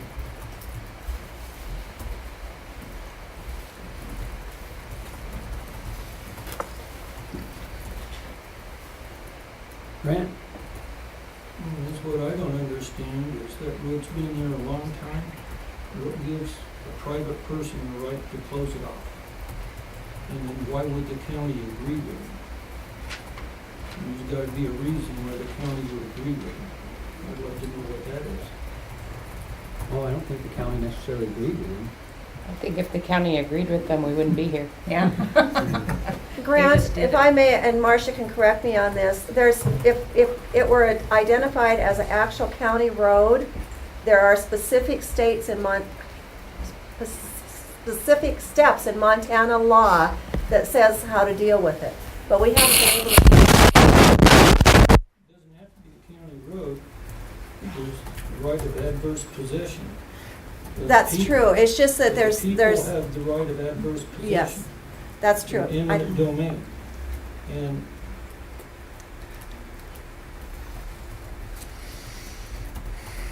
forgot what I was gonna say, I'll tell you. No, I understand what you're saying, and I agree. It's just harder, it's more difficult for the county to do anything Well, legally. it's my understanding that the United States government built that road. That's our That understanding. makes it United States government public domain, Mhm. not county. So whether it's maintained or not, it's still a road. And people use it. So it's the United States government's road, not a private person. They can't close that road. And the United States government in this case was the Forest Service, and like Mr. Gatewood said, Road 344, and we all thought it was a Forest Service road for all those years, Road 344, but the Forest Service, the rangers here today, they seem to think that they didn't acquire correct easements and documentation.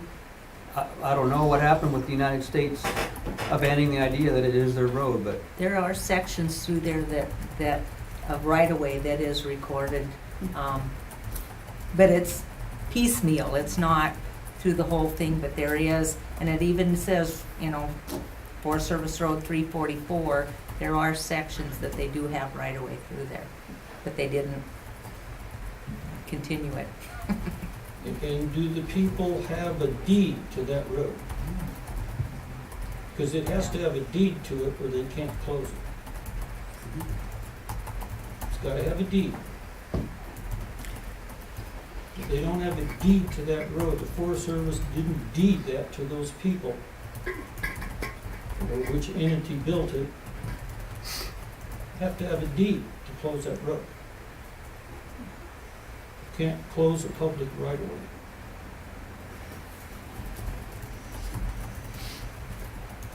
What road number did you say? 344.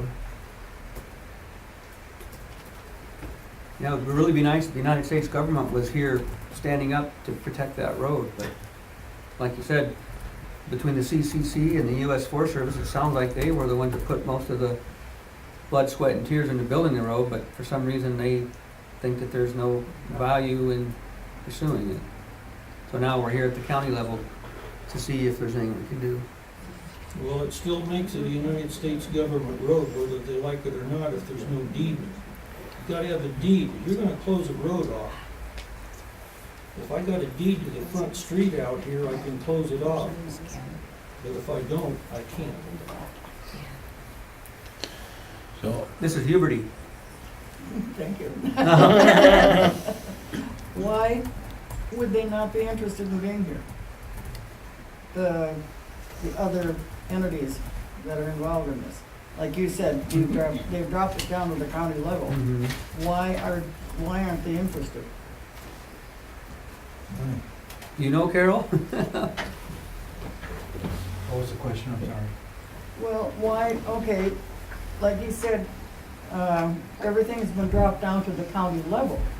And the higher ups, the state, whatever, don't wanna be involved in it. Why?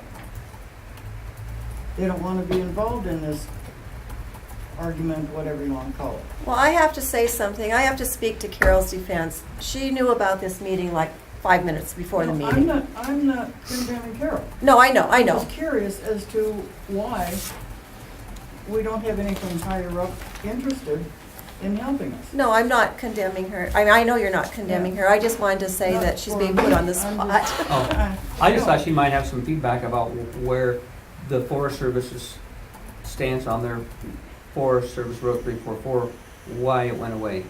And she doesn't, I don't want to put her on the spot either, but some people probably are wondering why that Forest Service road that's been on a map for how many years is suddenly, okay, it's not really a road. Mr. Gatewood? It was explained to me that there were a owners of that land, being lumber companies. And they gave access through there, if they owned the land, to be used as a road. And then because of the Anaconda Mining Company going out of business, and somebody buying them, and somebody buying them, and somebody buying them, that piece of that road never got transferred to the Forest Service for a Forest Service use. And the same thing happened on Quartz Loop Road when I built my place and started my place. The county did not have access through my property and had to come later on and get that access so that so the school bus could even go down the paved road on Quartz Loop Road. And that doesn't mean that we can't, go back and say, okay, adverse use, the public uses it, whatever, and take them to task, whichever way is possible to take them to task, so we can get access to that portion of Forest Service Road 344. But I think it was just an oversight on the county, and the lumber companies, when they were changing hands and everything was happening, and then all of a sudden this land, Plum Creek land, got available for sale, and then these folks bought it, and then there was no access for that road. It's not Plum Creek land that they bought. Well, Stimson? No, it was private. It was probably a timber claim because it's 200 acres. I don't think it was a homestead. So I don't know that, but it's 200 acres of land, not 160. that was my Tim understanding. might I be thought able to find out the Plum answer Creek on was the sold. map.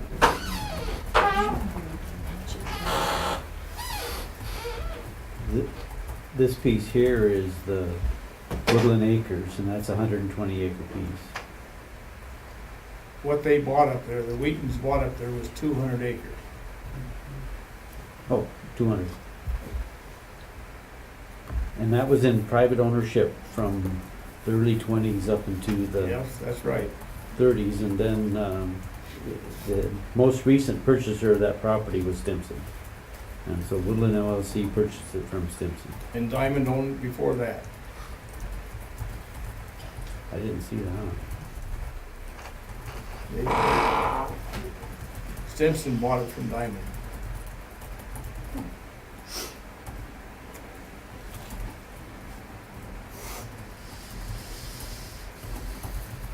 I have one factual comment, not saying these other things are not factual, but we have some acreage out there that 344 passes across. And as nearly as I can tell, it went down to Cyr at one time. But when we bought our property, there was only the adverse use kind of thing that gave the Forest Service an easement there. And for whatever reason, the Forest Service, Jack Vish, their representative, approached me and asked if they could buy an easement for that land where it goes through my property. And I said yes. I knew there were miners up on the hill there and friends that I know, and I certainly was not going to obstruct that. He offered $1,100, and that was quite a bit at that time, and I took it. That's an easement that's on file on 344. I don't know of any other easements, but I think that somebody said it right here, there's a patchwork of easements that have been made. Why they felt that it was important to actually get an easement there. I still own the land, and the easements refer, if the road is abandoned, then they return to the owner originally. And I know that, but I think that there's traffic that goes across that from time to time. This is the part through my property anyway. I know it, I see it. I've seen a head-on collision there, in fact. But it's kind of a neutral fact, but maybe it's pertinent fact that the Forest Service did buy an easement from me for that whole piece that goes from the south end of the Quartz Loop to the mountain there, the south end of my property, our property. Mr. McGowan? I think the bottom line is that according to the statute, you have to get permission from the county commissioners to close a road. To my knowledge, they didn't do that. And by allowing them to close that road, it is setting a really bad precedent for the people who do the same thing. So I think until this is settled, they should be required to remove the gates since they didn't follow the procedure according to the statute until it's settled on one way or the other. That's what I'd like to see. I guess I want to play a little bit of a devil's advocate here, and there's probably a lot smarter people that have done some of the research that I have not done yet. But originally, we're trying to figure out, well, where did that land ownership come from? And I was under the impression that it came through the granting of every other section to the railroads to make access to the west, when land grants were being given to the railroads to bring civilization out here. But at the same time, what was going on was that shortly after all those land grants, when the Forest Service became in existence in 1906, one of their first things that they were required to do was to provide to the forest supervisor or the regional office, I forget which, a map of everything, of all the roads in existence at that time. And that's the earliest, 1912 is the earliest map of the Forest Service that I've been able to find. But prior to that, I have the U.S., the precursor to the USGS maps. But my point is that somebody had to own that land through a land grant process. And I thought it was through, whether it's through timber mining or minerals mining or whatever. And the federal government then allocated those sections of land, and then successively they sold to whoever till today.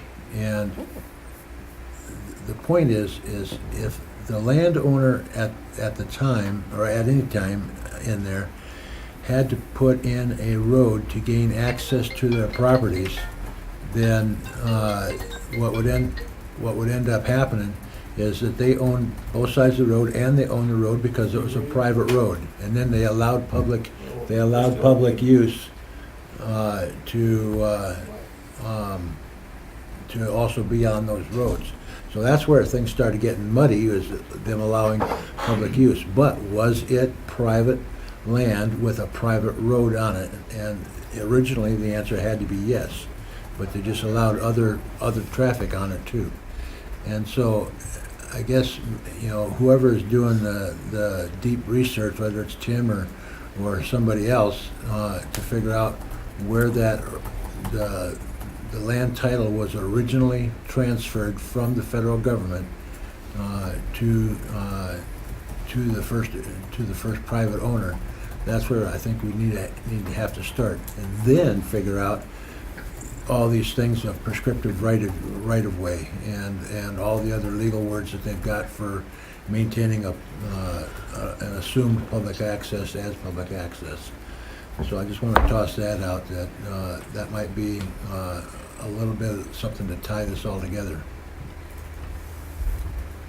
Okay, well, we're at 11:20, we're 20 minutes over, but thanks everybody for coming. We appreciate all your comments, and we'll have to kind of take it under advisement this time. We're still, like you said, this sounds like a legal issue with road people and attorneys, and we'll have to see what more we can learn on that front. Okay, I would like to say one thing, and I don't mean to nag or anything, but it's been 3 years that we've been looking at this. So I think time is kind of an issue, and hopefully we can see something happen this season, prior to hunting season, maybe next year. I don't know if that's a realistic timeline or not, but. If it gets tied up in court, it's not. I know, yeah, that's true. But I mean, even starting on it, Sure. so, yeah. And I'm not trying to be presumptuous or pushy, but. No, I think it's something that needs to be addressed one way or the other. Yeah, Like I said, exactly. it's been 3 years. One way or the other even. You know. Okay, anybody else? Real quick, I guess our time is up, and we'll wait to hear back from the county attorney's office and the county commissioners, and go from there. Thank you. Thank you. Diane. Thank you, everybody. Yes, thanks for coming. We're 15 Yeah. minutes late with All right. Mr. Curtin on the agenda. I Well, apologize. thank you very much. We'll, with Mike Curtin and the car show, permission to use the lawn at the courthouse. Yes, sir. It's about 6 minutes, all I need. I'll make this short and sweet. We do with Old School Enterprises, George and Liz Gupton. It's a year-to-year basis that we get the old school. You know, it's not carved in granite any place. The town council, I meet with them every year, and I get permission to close off the street there. And the same with Wells, with Trail West Bank. I talk to them every year to get permission to use their grass lawn and their parking lot. So nothing's carved in granite. I'm not asking for, you know, any permanent resolution. It was just something I'd like to be able to come before you guys every year to ask permission. And I think just kind of a test period this year, and I don't even know if I'm gonna need it, but the feedback I'm getting, I very well could Need the overflow. Yes, sir. To use the one lot there, the one portion over there facing the bank with the gazebo on it, from that sidewalk there, just that little section, we could probably put 20 to 30 cars in there. And that would bring my total of car registrations up to 150. Wow. And the most we've ever had is 113. Last year we had 107. But I've been doing more advertising. I've been doing more on the computer and everything, getting the word out farther, you know, getting more people. So all I'm looking for is just permission this year as a trial basis to see. I mean, we've been parking on the schoolhouse lawn this is going to be our 17th year. We've been on the bank lot there for about 13 years. Never had any problems. We go through and pick up the trash, and you walk both blocks and you get maybe a little handful of little papers or something, you know. The car people, they're older people mostly. They're very considerate of where they are. A lot of them, they enjoy this. A lot of new people come, and they have come back. We've had people come from the beginning, all 16 years, you know. And that's about it. I'm just looking for a trial this year, if I need it. You know, I might never need it. But the thing is if I got, you know, an extra 30 cars showing up, I got no place to park them. Then you get a lot of negative feedback from everybody, and then everything starts going into the basement. So. He had to search for that word. Yeah. So that's really it. We're trying to put on as best a show as we can. I know the community has benefited from it. The businesses and the other charities in the community, they set up booths, selling raffle tickets, whatever. Food vendors, you know, like Relay for Life, Peak Group from Alberton is supposed to be there. So it's all helping the community, and that's what we're trying to do. And the better the show we can put on, the more advertising we get, the more word of mouth we get. I think I've used about my 6 minutes up. Yeah. So I'm just looking for a yes or no. Yeah, and let me throw my 2 cents worth in too. Just because it's 30 cars he's talking about, it's not like we're gonna take 30 of the 120 and then say, okay, we can fit in the other 30 somewhere else in the 3 lots. He's really meaning this would be the last resort. I thought we already told you yes.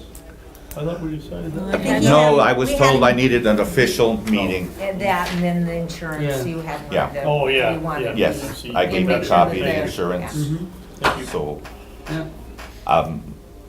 that's about all I know. I can try to, if you have any questions, I know the sprinkler was a big issue for Roy. Yeah. And he said he's got a bunch of little flags. Yeah, I talked to him, he said that, I told him I would be more than willing to do that, but he can test them out, find them and mark them. Because, even though, and I think Lori Johnson said something about her sprinkler system, and the heads are way down, I didn't even know it, but the bank lot has a sprinkler system, and for 13 years, we've never had any problem. But just to be on the safe side, I said, let's mark them so we know where they're at. When we're parking the cars, we'll keep them off. And, like Patty had just said, it's not that we're gonna start there. We're gonna stay over by the school because the courthouse is a long ways away. The speaker system has been improved. Oh, excuse me, but I don't know, it reaches the bank lot pretty good. I don't know, it would be kind of, tough to reach the courthouse lawn, without expanding something else, but that would be for another day when we get bigger, And I would like to see everything work out where eventually we could have enough cars and use the whole lawn out in front of the courthouse. And I think that would be, I think it was Denley Logie had said the last time we were here, it would be a really great photo op for, And just impactful for the city too. yeah, The yes, county. that's, yeah. All of these things, we're all volunteers, put a lot of hours in putting this together, and the monies all goes towards, through the Mineral County Community Foundation, and it goes towards the scholarships. 2 years ago, we had a little over 1,600. Last year, we had gotten it up to $2,250 for the scholarship fund. And I got the foundation to increase the one scholarship. They still have the 3 $500, one for each high school in the county, and then one big one for full county. It's $1,500 now. They raise it $500. So I would like to see them keep raising them. But we're kind of limited on parking, and the town isn't, the town council, they're not willing to let me block another street off. They've been very generous letting us block the one street off, which has been very helpful because all of the traffic, the foot traffic, we keep it open in case emergency, but the foot traffic, it's very helpful that way. So I would hope we could continue moving up the block. So that's it. I'll leave it in you guys' hands. And just let us know. We got 3 weeks and a day. I would make a motion that we approve Mr. Curtin's request to park cars on the courthouse lawn I'll second that. for the Superior Car Show. All in favor of Commissioner Simon's motion, say aye. Aye. Aye. Any opposed? Be none? Yeah. You could have told me that 5 minutes ago. I could have saved a lot of hot wind there. I was thinking the same thing.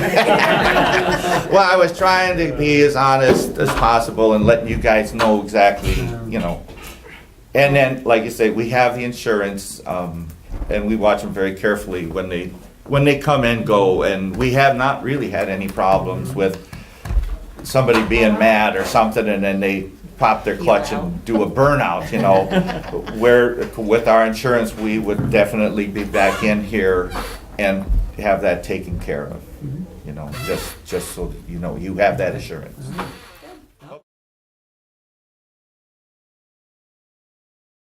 Now we're into public comment. Anybody here have public comment before? Oh. I do. Oh, okay, Ms. Curtin. Mine is more so for Dwayne than anything.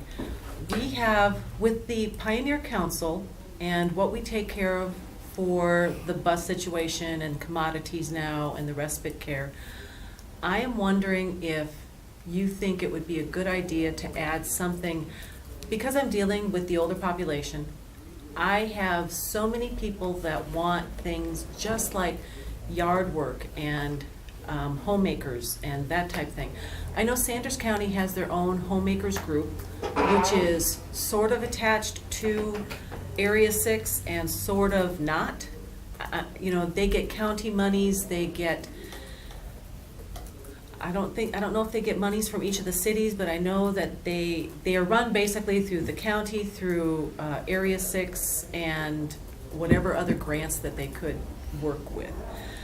I'm just wondering if we could do something in Mineral County that kind of does the same thing. It's a group of people, it's an entity that they go out and train people, so that, I don't know if they bond them or if you have to come in bonded, I don't know exactly how it all works, but we just need something for our older population. The thing happens here is that these people are retiring at an older age. They are building their dream house out in the country. They're getting older. Now they can't drive. Now they can't get from out of their houses. So they need some, just driving to a grocery store, driving into the city. We have a cleaning service through the senior center here in Superior, only in Superior, not through the other two, but they only do a 5-mile radius. So that when, you know, somebody like, I'm gonna use Doc Holliday as an example because he's so far out, when he needed that type, he's gotta hire his own, find his own, that kind of thing. I'd like it to like have some place where people could call and say, I just want cleaning service once a month, or I just want it once a spring. You know, I just want someone to come in and do that. But the homemaker service that works up through Sanders County kind of does that. And that's kind of what I'm I'll looking have to to check. try. I got a meeting Tuesday. Erin Alt, she does that. Okay. So I'll check if with she's them there, and see. talk to her about it, because Okay. I would like to bring that into this I've ever met county. her, but She's a Yeah. lovely lady, but yeah. I What would is- like to bring that here. Go ahead. What is the RSVP group? What do they do? They handle the grandparents, they handle, I don't know how Mary Jo breaks that apart from her veterans driving. You know, there's the veterans van, but only a veteran can do it, and not even a spouse of a veteran can Right. make use of that van. So there's no, other than our bus service through the Pioneer Council, and they have a set schedule. It's not like, I just went to the emergency room here in Superior and now I need a ride home. There's, you know, we don't have taxi I thought the service. RSVP did more than just the veteran stuff. Well, they do a little bit more, but they don't have that kind everything's of pretty, homemaking. pretty hamstrung for funding. I mean, Yeah. there just hasn't ever been the, we contribute, the commissioners contribute a little bit to the senior centers, but I think that's been the same amount for lots and lots and lots of years. Yeah, and I know, But- like I said, Erin, I know that, like I said, I don't know if it's city funded, if, you know, I mean, we only have the 2 incorporated cities, whether we can get St. Regis on board with that, I don't know. But it is part, you know, the county commissioners give money to her, or give money to that group. I know Area 6, and I mean, I'm not talking that we're gonna do this winter, but I'd like to really get it going and have it going like by next summer. That's kind of what I'd like to see. I got a meeting up there Tuesday. I'll check with them and see what I can find out. Okay, yeah. Just a thought, I mean, you talk, and I understand the county being strapped. Is there, you could maybe put some people together, like, for lack of a better term, a committee that could search grant monies to buy a vehicle and maybe operate it like RSP does with the VA van. Well, If they that's had something Well, like we that. have the bus. I mean, Yeah. we have the Pioneer Council supplies a bus for the county. Yeah, but it's like she said, it's on a schedule. If you Well, had- it's also related to money. Yeah. I mean, True. you could do more scheduling if you had more money. Yeah. Well, that's what I was saying, if, there should be grant money out there. I don't know You if know, there and is I- so much for the transportation. I don't think I've ever seen anything that just offered dollars. Nothing's come through our through my grant program, not transportation monies. They'll offer a bus, that's how we got. Yeah, like we they'll got pay it. Oh, We got it okay. through to a- buy something. And then it's up but to you to, Man it, house it, run it. Yeah. well, the organize it. drivers, are they paid? somehow, Yeah. either if the county sets Because I us know up. like the van, And I, DA that may van have is been part of volunteer. that bus, original bus grant. The it bus, may have. yeah, I think it Because paid they for like were the first funded right year, from the start, yeah. like for the first year, and then after that, it was up to the county to. Yeah. I'll check into it. Okay, See thank what you. I can find out. That is a troubling deal with everybody. My wife's both parents are both getting up there and hard to get around, and Yeah, you know, you once feel you, kind of helpless. I mean, I know, it- once you know, lose your it- license and you live outside of the city, what do? I mean, Drive Yeah. anyway. well, we have a few Let's see of your those, driver's and license. someone was escorted back to their Let's see your residence. driver's license. Mary. Yeah. That's all. So Mary, you had your hand up. Yeah.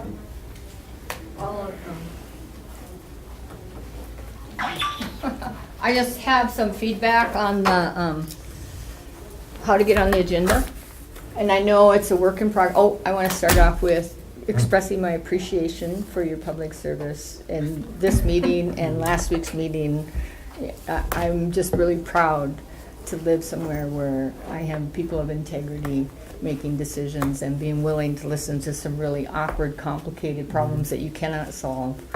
And so I first off start with that. And I know this is a work in progress, but I just kind of saw it happen here, that access to the commissioners, and you're just trying to get more organized, but filling out a form to request to be on the agenda. And then last week was kind of crazy, so I didn't want to bring it up last week, but then the next step is, how do you make that decision?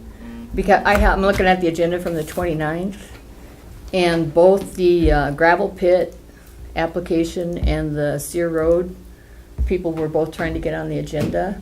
And so just discussing whether they got on the agenda turned into a discussion about the topic. And so none of the people who were asking to be on the agenda were at that meeting. And so that's just I don't understand the question. She's just saying that sometimes if people come, well, like for example, Mr. Curtin came on the 6th of May during public comment to ask about that, and we said, well, you have to get on the agenda. So then maybe during that process of telling me you got to get on the agenda, we end up discussing the topic itself instead of waiting for it to be on the agenda. But we took no action on it. No, and you have to, yeah, that's just where I'm looking at, is that now you have the form, and then you have to discuss the form, and you can't almost not discuss the topic. So either the people who are asking to be on the agenda should be at that meeting requesting to be on the agenda, or, you know what I'm saying? It's like, it's. I don't, so I'm having a hard time following you because I don't understand what you're saying.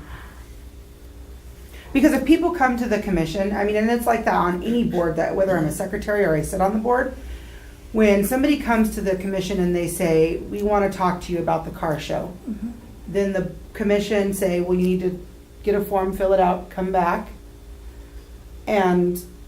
or fill it out, and usually what I do is I bring it to them and I'll say, you know, Mr. Curtin had requested to be on the agenda, what day is going to work for you guys? And then we talk about the day is going to work. Do you want any more information?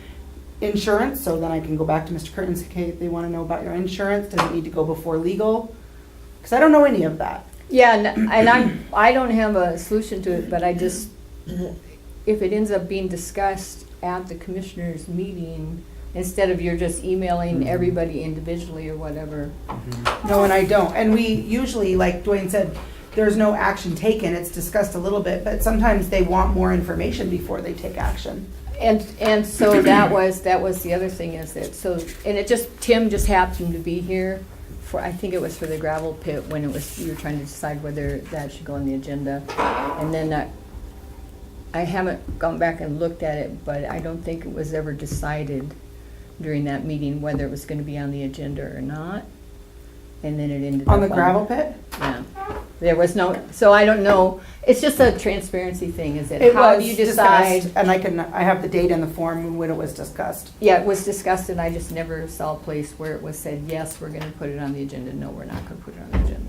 So this is just stuff that I see. And from- sometimes Roman is the deciding factor of what is placed on the agenda. So it doesn't need to be sometimes- discussed at a meeting? No, not necessarily. Okay. And so that, what I'm suggesting is that if it's gonna be discussed at the meeting, the people who are asking to be on the agenda might, if that was me, I would wanna be here lobbying, saying, and this is why it's important, why I want it There's on no the agenda. lobbying. Roman Right. has the final, he can say, nope, it's not coming before the commission. Well- It doesn't matter. Could I, and so I'm not expecting, I'm just putting up And they have that my, right to be here. I mean, if they want to if come in. they know that's what's Yeah. happening. Mary's point is that they don't know that to be here. Is that right? Well, I guess if they were asking to be on the agenda, they know that. But then, but she was saying that a discussion happens where our attitudes are being formed. Decisions may not be spoken, but you're still coming up with a discussion to make your decision. That's going to be done next week. And when everybody should have, be able to hear the pluses and minuses of what the issue is. And so. And they're more than welcome to set in on that. But how do they know when? And I gotta just kind of slow it down, is that this is a new kind of process. It's and so not I'm new. This was implemented before me. Oh, okay. This was implemented when Cindy was. But it wasn't that long ago. So just one of the things is not, it's like, I don't think it's a bad idea or a good idea. It's just one of the things that occurred to me on the 29th. It's like, oh my goodness. And it was partly because Tim happened to be here with his computer. Well, That all of a sudden there's pictures of where the gravel pit is up on there. And there's kind of, and it wasn't an inappropriate discussion. There wasn't anything going on wrong, but it was As long like, as no decision is made, I mean, we haven't violated any. Yeah. What, I mean, do you write them a letter and say you're welcome to come in every day and? But if you had decided not to put it on the agenda, I But mean, that's just to me, not- the transparency of how do you decide. I think most of the time people can bank that they're gonna get on. I think the form is just kind of to help us with planning, like he put down here 10 minutes, and then we know, and also, like you said, we can have an advance warning of what we might need to research or ask about insurance or whatever. So that's kind of why the form came about, so that we weren't just showing up for work and, guess Yeah. what, so-and-so's, oh. It makes They- total And sense. in the past, there has been some instances that, I mean, very few times, I don't know of any time, I don't think that we've ever said somebody couldn't be on. But there has been some things discussed in ways that they probably shouldn't have been on the agenda. And you guys are great about that, something that you have no power over. But I hear what you're saying. But you're maybe willing to listen. We'll just have to be careful not to do too much research and discussion beforehand, I understand. Or figure out what the process is. Yeah. That when somebody fills out the form, say, oh, this will be talked at. Because I was looking at my notes and I'm thinking, oh, it came up during public comment. But that was up because he was talking about the growth policy land solutions when he had his computer here and the maps were up. Right. And then I said, oh, we have the request to be on the gravel pit, and he pulled that up. Right. And so I understand what you're I'm saying. not trying to be critical, I'm trying to but it give feels like that you are. Yeah. I mean, I know. I understand what I you're know. saying, but at the same time, for me, I'm the one who's in charge of doing this agenda and putting it out there. And Roman has another job. I can't call him during the week when I'm working, and say, here's the agenda. So the three of them came up with the idea that we would do it on the Friday before we leave. So we're gonna discuss next week's Okay, agenda. so that's just, so today after public comment, that's what's, and so that we don't really need to figure out the process, I'm just giving you feedback. Because on the same day, during public comment, Dave Brink came up and gave great information on the weed training, the chemicals thing. And he said, and he was invited to come and talk to you guys about it, but that wasn't on the agenda. No, he was here to talk about The disclosure of the what's disclosure in of what's in weed spray. right. And that wasn't on the agenda, but we had to. I invited him to come and say this is going to be talked at. This was a piece of paper given. Maybe you can come for public comment. And because it was too late for it to go on the agenda, and we had to reply to the state by a certain date. And so it was decided then that they weren't gonna do anything. Right, Right? so are you seeing the two extremes? No. Of one way to get on the agenda Mhm. is to fill out a form Mhm. and then wait a meeting and then get on the next meeting. And the other way to get on the agenda is to show up a public But Mary, when comment. you have state mandates and they send you emails and you only have 3 days. Charlie, I'm talking to the commissioners. Okay, then I'm gonna leave, because you're ticking me off. Okay, I'm sorry. Because it's hard enough to do this job, and I feel like you've made yourself the mouthpiece for the public, and so. No, she's just trying to provide constructive criticism, don't take Yeah, defense. and I really, actually, that makes me reluctant to say things like this, but it's things that I think you guys appreciate the feedback. Yeah, no. No, And like And you you said. can get on the agenda either way. I mean, you can Exactly. come in and say, But you're public right. comment, can we speak to this next week, or do you have an open date? I guess I kind of side with Charlie as to where the, Well, and see, like, if it had been Mike, I mean, this is a really minute issue with the car show, but you have an issue, so you've come in, you find out now, during public comment that I have to fill out a form. Mhm. Okay, so we hope to be on the agenda next week. Well, it doesn't happen that way because it's not gonna be until the end of the agenda next week that you're gonna even discuss the car show. So I think what she's saying is like, if I want to throw my influence to you guys to say, hey, I really want you to hear me next week. I've got this happening, and I really want you guys to hear me, not to put it off for 2 weeks as opposed to the following week. But if I don't know you guys are going to talk about it, I can't be here to throw my weight behind your decision-making process. I think that's kind of. There's another thing too, is, they're saying, well, you've had this here, this pre-application form for a long time. I've requested to be on the commissioner's agenda, and I just call up Cindy and say, Cindy, I want to talk to the commissioners about blah, blah, blah. And she puts me on the list, and then I talk about it. And, so it's not all that Charlie is saying, that it's been that way forever, because it hasn't been. No. And she shouldn't be running the meeting, you guys should be. Well, and I would like to shift it back to just my reflection on that, and that, to me, it's a new process too, and just saying that, okay, this looks like a place where maybe you want to take a look at it, and maybe ask some people how it's working for them. Well, I think that, before, I've always said, well, I need to talk to the commissioners, and I've given them to either call our administrative assistant, set up a time to come, be on the agenda, or if you can't come at that time, we have a public comment is usually at this time, which they can come in and we can listen to them, we can't make any decisions or whatever.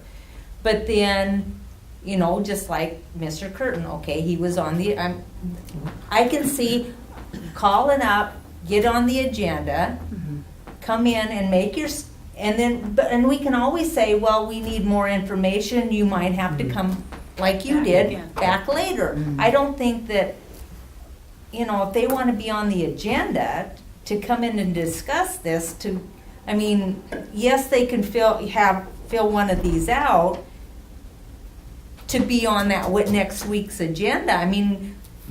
We can put action possibly or not possibly. We might have to get more information and have them come back at a later time. But I think we need to be. We are working for the citizens, and I don't think it's up to us to say, no, we don't want to listen to you, so no, we don't want you. If they want to come in and discuss something with us, they should be able to. They're the taxpayers, and they have that opportunity. I know. I've but never that's seen what you I'm guys saying say no is to that's what I'm anything. saying is, if they call up and say, I would like to come in and with this topic. They can come in, be on the agenda, come in and discuss it, and if we need further information, or then we'll say, well, we can't make a decision now, we need some more information, or we need to look into, and then say, can you come back at another time? But know, right I now, don't see it's this a two-meeting have- process. Hmm? Right now, it's a two-meeting process. If I And- come and I here in don't- public and then I fill out a form Or- and then that's not Well, gonna get they, decided. but they can call Charlie and say, I wanna be on the agenda, and then she'll fill out the form, get it all done for them, without having, you don't have to, people usually stumble in during public comment Right. to ask, thinking it can be done, and we say, well, if we're gonna make a decision, you have to come. So Right. then it is a two-step process, but if they know in advance and call her, they can get on the agenda virtually one step.